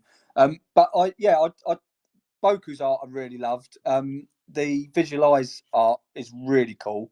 And yeah, so I think it's good to showcase that and push that out to people, because, like, especially when NFTs first come out, it was about like paintings and art, and then it went to monkeys and all sorts of crazy shit. it'd be cool to just step back into that sort of world of, no, this is proper art. Let's have a look at it and appreciate it for what it is. And you can buy it with Kas if you want. Yeah, that's it. And yeah, we're pretty keen also to connect with some of the emerging NFT projects launching on Kaspa. So yeah, I mean, if you're building something visually compelling or community driven, especially these cool visualizer art pieces, I mean, they're pretty awesome. Like, we'd love to team up, like whether it's co-promotions, share campaigns, or even if you guys are looking to like tokenize all that sort of stuff. So yeah, there's a lot of potential to build something together, and it's a great time to reach out and start a conversation. So yeah, really love the idea of art on Kaspa and sharing the ethos of store of value on chain. Proof of ownership for fine art. Love it, man. Really, really love that.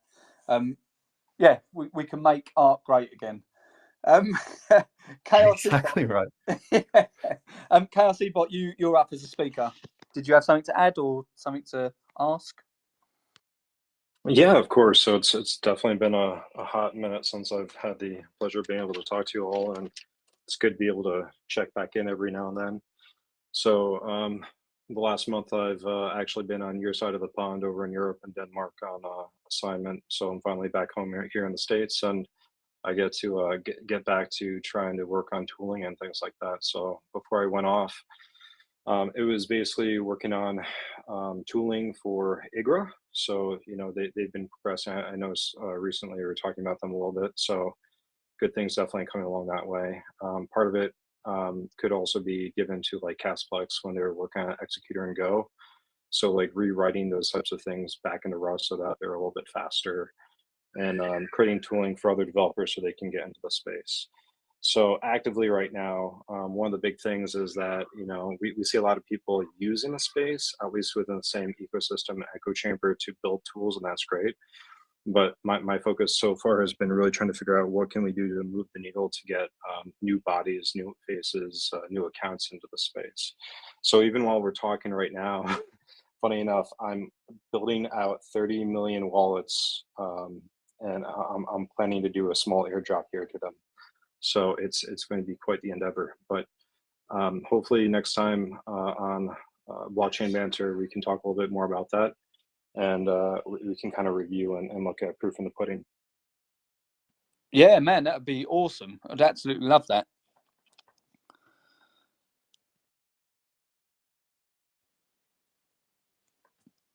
Sorry, my phone's going a bit AWOL. 2 secs. Yeah, there we go. Sorry about that. Yeah, no, that'd be absolutely awesome. I'd love that. So yeah, would that be ready for next week, did you say? I think well, all the seeds actually were able to get generated pretty quickly, but the process of actually creating the private and the public use and all that is taking quite some time. So in theory, you can do about 2,000 per second, but in reality, I'm getting to about a few million a day. So it takes about 10 days-ish to get to about 30 million wallets fully generated. So maybe next week, but maybe the week after to be able to have the full send. Man, that's awesome. But yeah, I mean, whenever you're ready, definitely just give us a shout, and yeah, no problem having a speaker spot to speak about that. Yeah, it taps into the idea of businesses. So at least for a personal project, my goal is 100% aligned with that. So, XRP, everyone knows it's for banks, and everyone else tries to kind of create a blockchain, I guess, that will bring businesses in. So I'm just trying to go about it a little bit differently. So what I can do is, if you guys are interested,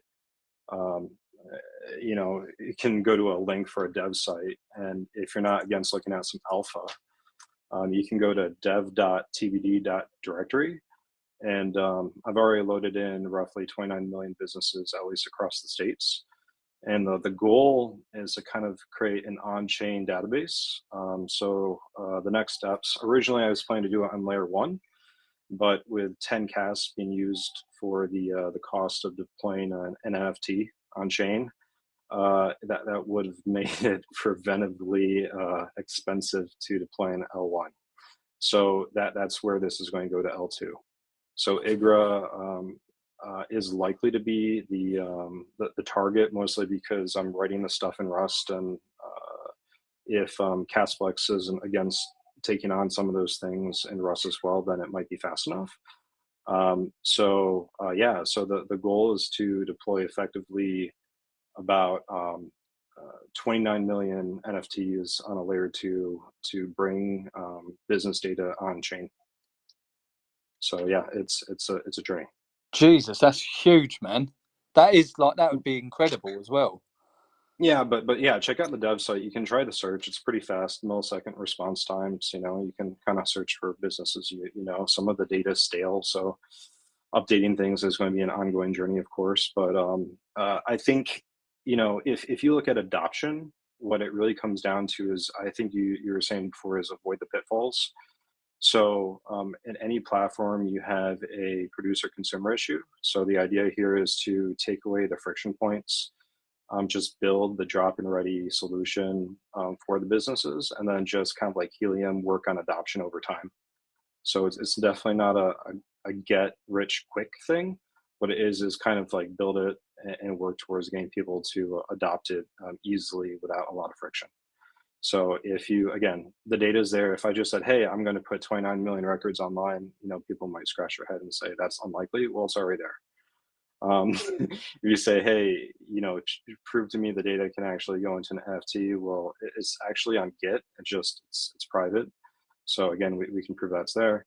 And then the last part is the wallets. So I mean, more than glad to show off, when all the addresses are created, but that's more than all the addresses I think in totality sitting on Kaspa that there is today, with one CAS in it. So yeah, it's going to help, I think, move the needle in terms of getting eyeballs here and adoption.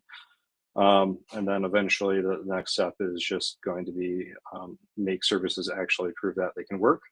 And I think that'll bring people to Kaspa, not just yet as memes, but also for utility and speed and the technology that's available. At least that's the idea. So cool, man. And what data is actually going to be on these NFTs? I know it's business data, but like what specifically? Well, the initial bit is just think of it like Google Places, right? Get it away from Web 2 and get to Web 3. And then what you can do with that is that MCPs can suck in the data directly into things like the chat GPTs of the world. I think we're going to get to like Web 3, chat GPT, LLM, AI type stuff coming out here soon. But the idea is at least get ported over, and then come up with better ways to update the data. So I think with layer 2, it makes it a little bit easier to deal with large data processing without necessarily all the overhead and the noise. So you keep the signal on L1, but you can do all the processing on layer 2. So you kind of get the best of both worlds without the overhead and the cost from the indexers on layer 1 for mass data deployment. I think, like, to be honest with you, I didn't know you were coming up to speak about this at all. So it's like I'm still trying to learn as well as you're speaking. But it's a genius idea, definitely. So you're obviously testing this out now, but how are you testing it out without IGRA being live now, if you know what I mean? Well, IGRA is a test net, right? And I deployed the first faucet for IGRA with DevNet. I guess that's a good way of calling it, is DevNet. Is they give out development API keys, and what I did was I talked to the leader there, the CEO, and I said, hey, can I use my key and basically make it into a faucet? And he said that's a good idea, and he let me, he gave his blessing, and I did that. And then people were able to go ahead and start getting the token, that kind of thing. So I was able to also create some contracts for people and test it out. And the idea was kind of give developers a contract bundle, right? So you give them something you can run locally, it would basically just connect to, and it doesn't just have to be Egra, to be clear. You can use Casplex or you can use any other chain. It's just put in the chain, put in the port, put in the details and go. So Droid built in. But then the other part to it was to kind of flatten it out, right? So these dev and test nets aren't made for huge scale and volume. So the idea here was to have a proxy where you could also use it kind of like an offline mode or air gap mode. For that, what you're doing is you're running an EVM locally. And then if you get reconnected, so if you're on the plane for 8 hours going between Europe and the US, that kind of thing, it's proper for that. But also if you're just offline. The other bit is if you are connected, then and you're going to send in a lot of requests, like what I'm proposing here is so you can kind of pulse it out, right? What I don't need to do is hit their node with tens of thousands of burst requests and slow down the experience for everyone else, right? So if you can kind of like flatten that out and do that on behalf of the developer, you can give everyone a lot of goodwill. And the other part is reading data. So a lot of the stuff that you get from the blockchain, for example, like the port and quantities and things like that are relatively static. So you don't need to hit it each time. So after you connect the first time, you can just hold it locally and you do that. And when you do that, you can reduce the requests about 60%. So if you can reduce the load off of these L2s by 60%, that's a big favor you do for them, for sure. That's absolutely awesome. And like, so you're one of the, you're obviously testing out on DevNet for Igra. How's that running like? What's Igra's platform like so far, or L2?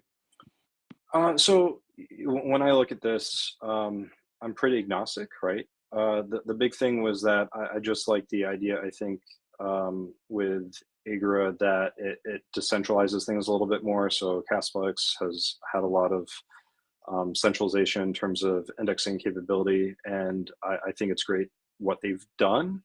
But I also had some feedback in terms of the API. I wished as a developer that there's a lot of other features and capabilities and things like that built in. But getting things like that adopted were a little bit tough. So I think with Igra, at least from my personal experience, were that they were open for other ideas, new ideas, and incorporating that. And then especially if you're willing to give over the code, so a willingness and an openness, it just seemed to align with at least where my head was at. Clear. Yeah, fair enough. And like you also said as well, because they've written their code in Rust. So Casplex, as far as I'm aware, are they in Golang? Yeah. So for example, Casplex released their executor, and then I, giving them credit for doing that in the first place. I've basically rewritten it in Rust. So I need to do a little bit more testing with it. It's definitely alpha, but the idea is it's one-to-one drop-in replacement, but you get more performance out of it. Fair enough. I mean, it does make sense, but also doesn't, because I'm not a coder or a dev at all. But yeah, I totally get what you're saying there. But yeah, no, I mean, I definitely would love to have you up once you've got your airdrops sorted and done. It would be great to dive more into that, especially with the amount of volume you've got going there. I mean, that's huge. Yeah, my hope is that ultimately it's just going to bring more eyeballs to the community and a different set of eyeballs, right? So, like when change went to not.meme, they really just said Kaspa is just good for, memes.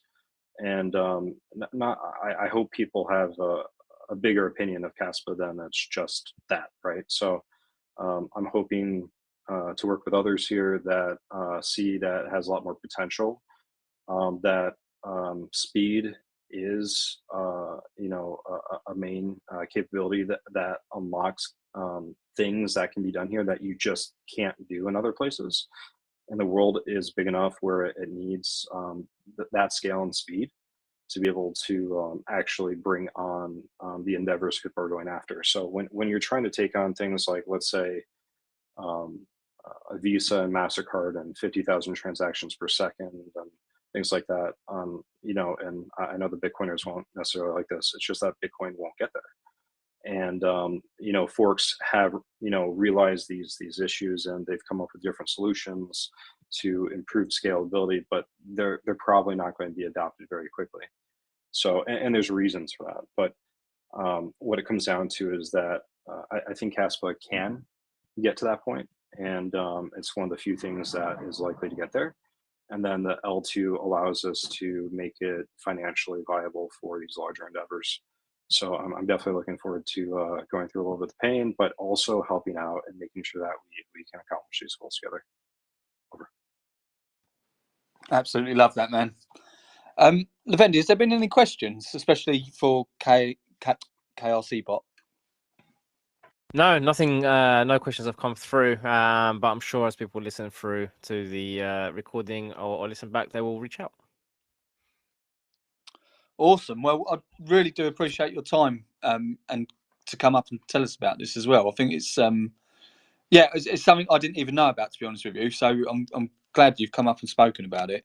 I was going to say actually, so when you say you by doing this, you're going to be trying to reach a wider audience or a bigger audience. Like, who are you actually trying to target here when you do this? Are you targeting other chains, other networks, or just businesses in general that don't even know business about owners? Yeah. So okay. So what kind of sparked this all was that in 2020, the Federal Reserve, in a post COVID world, decided to bring the reserve down to zero, and we've seen some of the future potential of what that could be with Silicon Valley Bank and Signature Bank and things like that.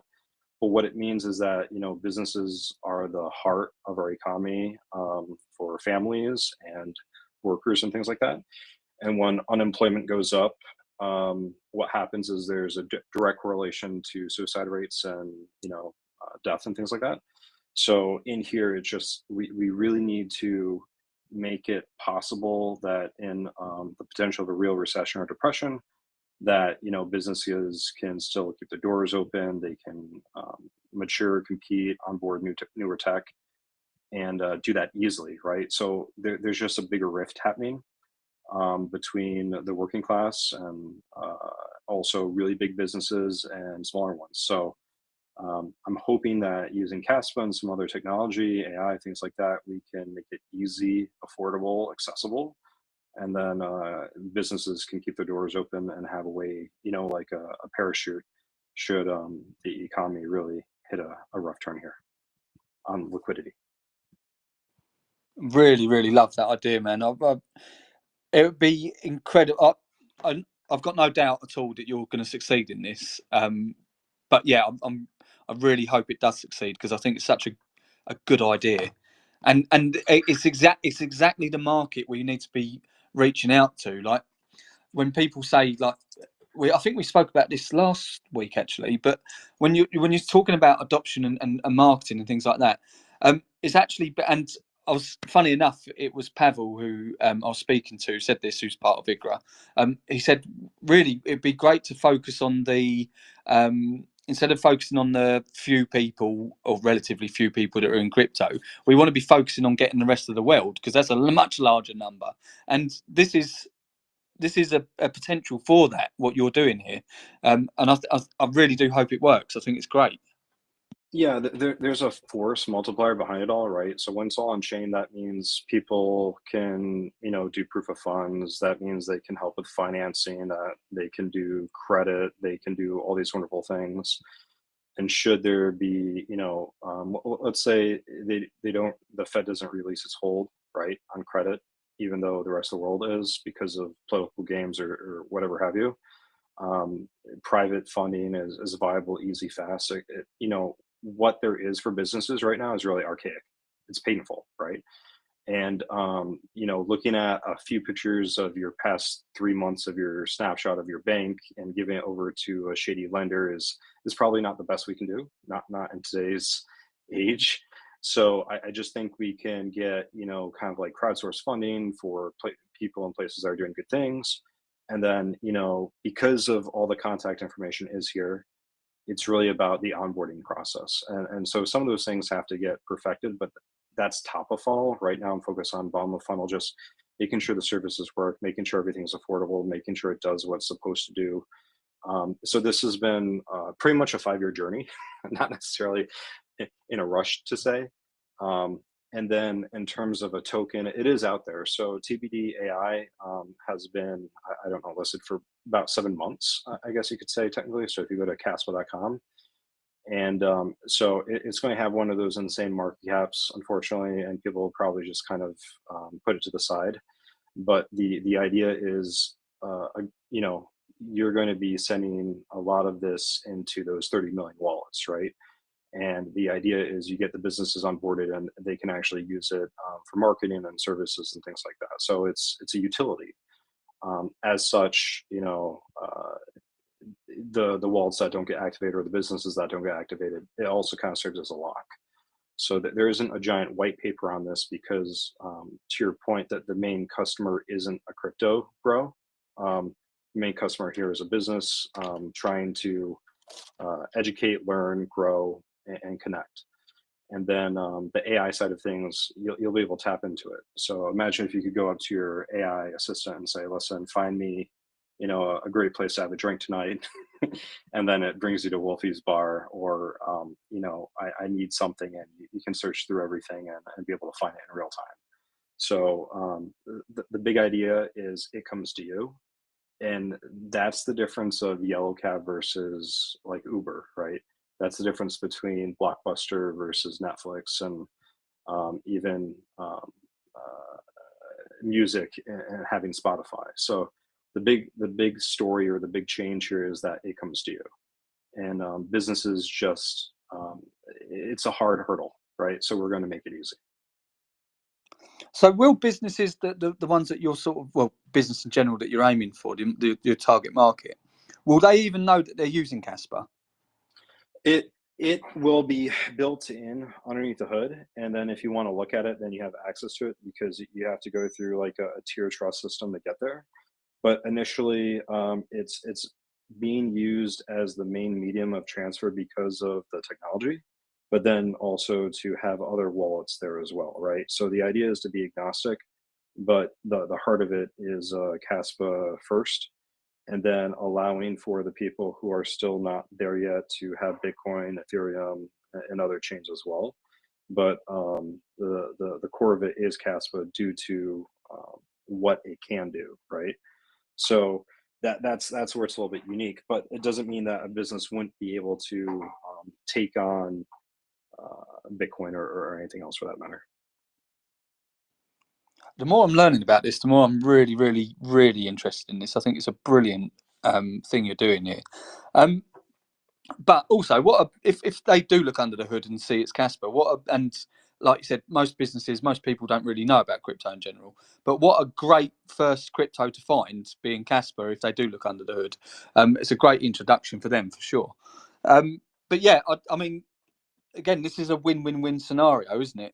It's a win for Kaspa in general, because it's going to have a lot more utility to it, or it's going to have a lot more people using it, and it's a win for the businesses as well. And again, I think this is a lifeline that a lot of businesses, especially now, because especially SMEs, they are, well, I can only speak for our country, but SMEs are struggling here. Like their margins are razor thin, and they're getting hit at every single angle possible by our government through taxes and things like that. So a business, like people that these businesses that want to work, that want to own a business and run a business, are getting squeezed out of the market, to be honest with you. This could be a lifeline for them. So yeah, I think it's a brilliant idea, genuinely.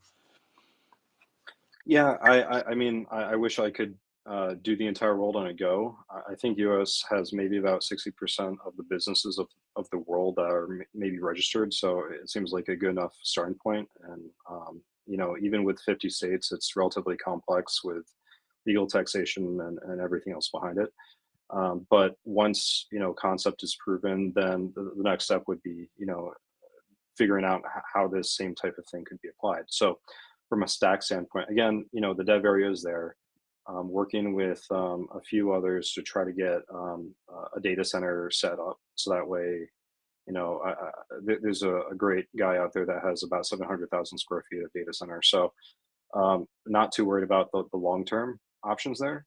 But what it really comes down to is everything has to be fast, right? So even right now, if you're searching through the businesses through the database, under 20 milliseconds for responses is kind of like what the threshold for good is.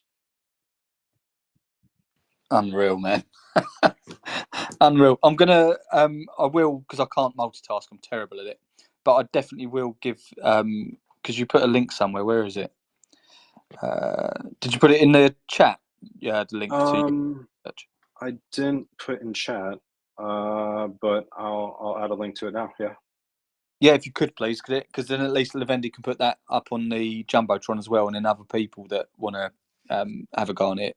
Speaking of Jumbotron, there's a question from Dreamcatcher69. He goes, is there any hope for RWAs, something like tokenizing real estate or royalty contracts for service-based businesses, or even global pawn shop type services, senior value antique for item to a third party with a smart contract for loan type of thing? Once you get to layer 2 and you're dealing with contracts, you can do real world assets. You can pretty much make anything you want to, because just like EVM, you can do anything you can kind of construct or think up. Now, whether or not it's going to be an official contract that everyone agrees to, there's certain types of things that are coming out that follow certain specs, and then one would have to follow that spec and get it audited and bring it to market, because there are some recommended forms to take to support those. But the point is, if it's on one EVM network and there's a contract for it, it's portable, so it can come to our layer 2s as well. And when I say our, I mean anything that is Kaspa, right? So that could be IGRA, that could be Kasplex, it could be another layer 2 as it comes out. Over. Awesome. Levendi, is there any more questions, or is that it? No, that was it from Dreamcatcher. We should have a deep dive, dedicate a full episode, I think, to when closer to the time when you're there, almost on your hitting your goal, or if you hit it. I did pin up to the top the directory link that you need, Chris. So it should be up there. Plus, if you can't find it, then it's also in the space. KRC bot commented, so if you check back after, it should be there too. Perfect. Yeah, I can't multitask, but I will definitely jump on that after the show, which I think we're probably wrapping up about now, are we, Levendi? Yeah, 100%. I am starving. This has been an awesome space. My dinner is gonna go down so well after this space. I got a lot to mull over. I may even be listening back as well to certain bits that I may have missed. But no, it's been awesome. I'm looking forward to next week. We've got some guests lined up already, and we've got some new ones that to speak to line up as well. There's going to be Blockchain Banter podcast Sunday roast this Sunday the 13th coming. We had to postpone it from yesterday due to unforeseen circumstances, but that means we've had a little extra time to add more content for the podcast. What a spicy timeline it has been as well. I don't know if you've seen or flicked through it, Chris, but bloody hell, man. It has been insane the last 30 days. There's been points where I've been laughing, like proper ha laughing. There's been points where I didn't know where I wanted to cry or just be angry at something. It's just been full of emotion, man. It's just been crazy. Can't wait to react to that on Sunday. Yeah, emotional roller coaster. I do love our Sunday roasts. It was all CryptoPumpz' fault, actually, that we didn't get to do it last Sunday, or this Sunday gone. Totally 100% his fault. But we can forgive him for that, because he is an absolute superstar, and always live streams our Blockchain Banter. So in case this space doesn't record, we always have a backup thanks to him.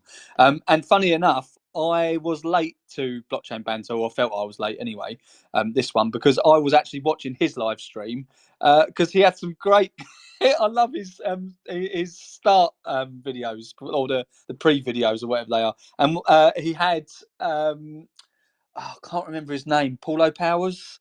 He done a Fresh Prince of Bel-Air style thing to Kaspa, an AI generated one. It was brilliant. So I was watching that, and then it went into the Mark Ribley, I think his name is, his Get Up and Work song, and then I realised, oh shit, actually we're live.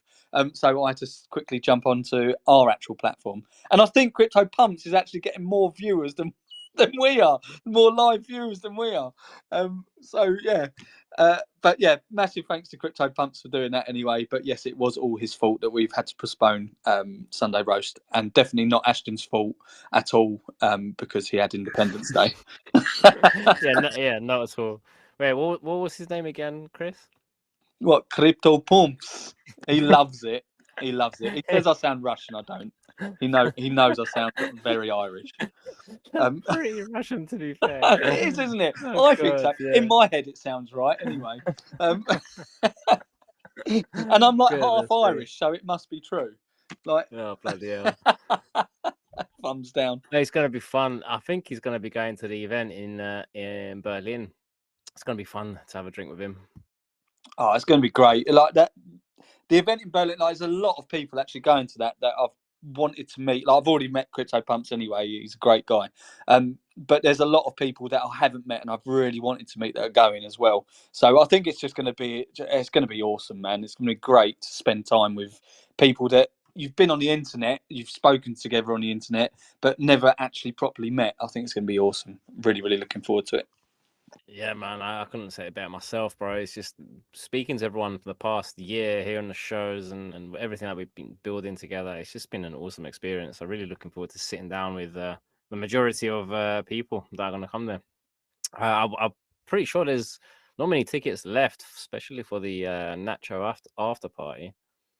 Yeah, I think about half the tickets for the main event have sold already, and I think there is literally, like, I don't know, 10 to 15 tickets maybe for the Nacho after party. So yeah, if you're wanting to actually go to that, I'd get a wiggle on before they go. But yeah, I'm really looking forward to it. You know what I really do hope is I'm going to start reaching out to these Bitcoiners that are at least interested in CAS now, or interested in looking at it, to see if they want to come along to it, because obviously this Kaspa experience is like, going to events is fantastic, and I love going to crypto events in general, but this one is Kaspa specific. Like, it is all about Kaspa, and you're gonna get there and you're gonna be able to buy things, sell things with using CAS.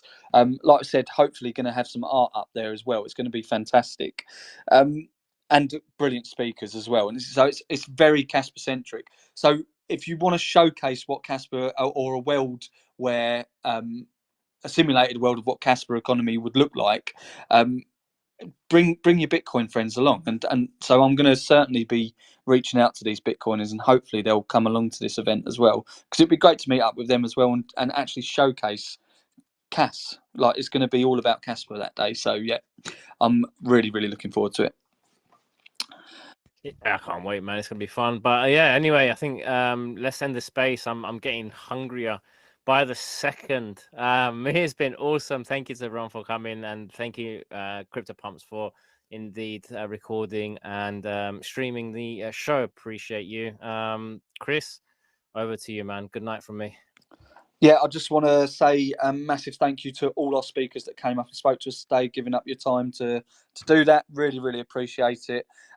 And everybody on the open mic as well who come up and spoke, even Bellrock, who didn't actually mean to press the mic button, but come up anyway, and spoke. So honestly, really appreciate all you lot for doing that. And again, a massive, massive thank you to all of our listeners. Without you, we wouldn't have a show. So really appreciate you, and appreciate CryptoPumpz, obviously, as well. What a legend he is. Go like and subscribe to his YouTube channel if you haven't already. We hope you came for the blockchain but stayed for the banter, and we will see you next week. Bye, guys.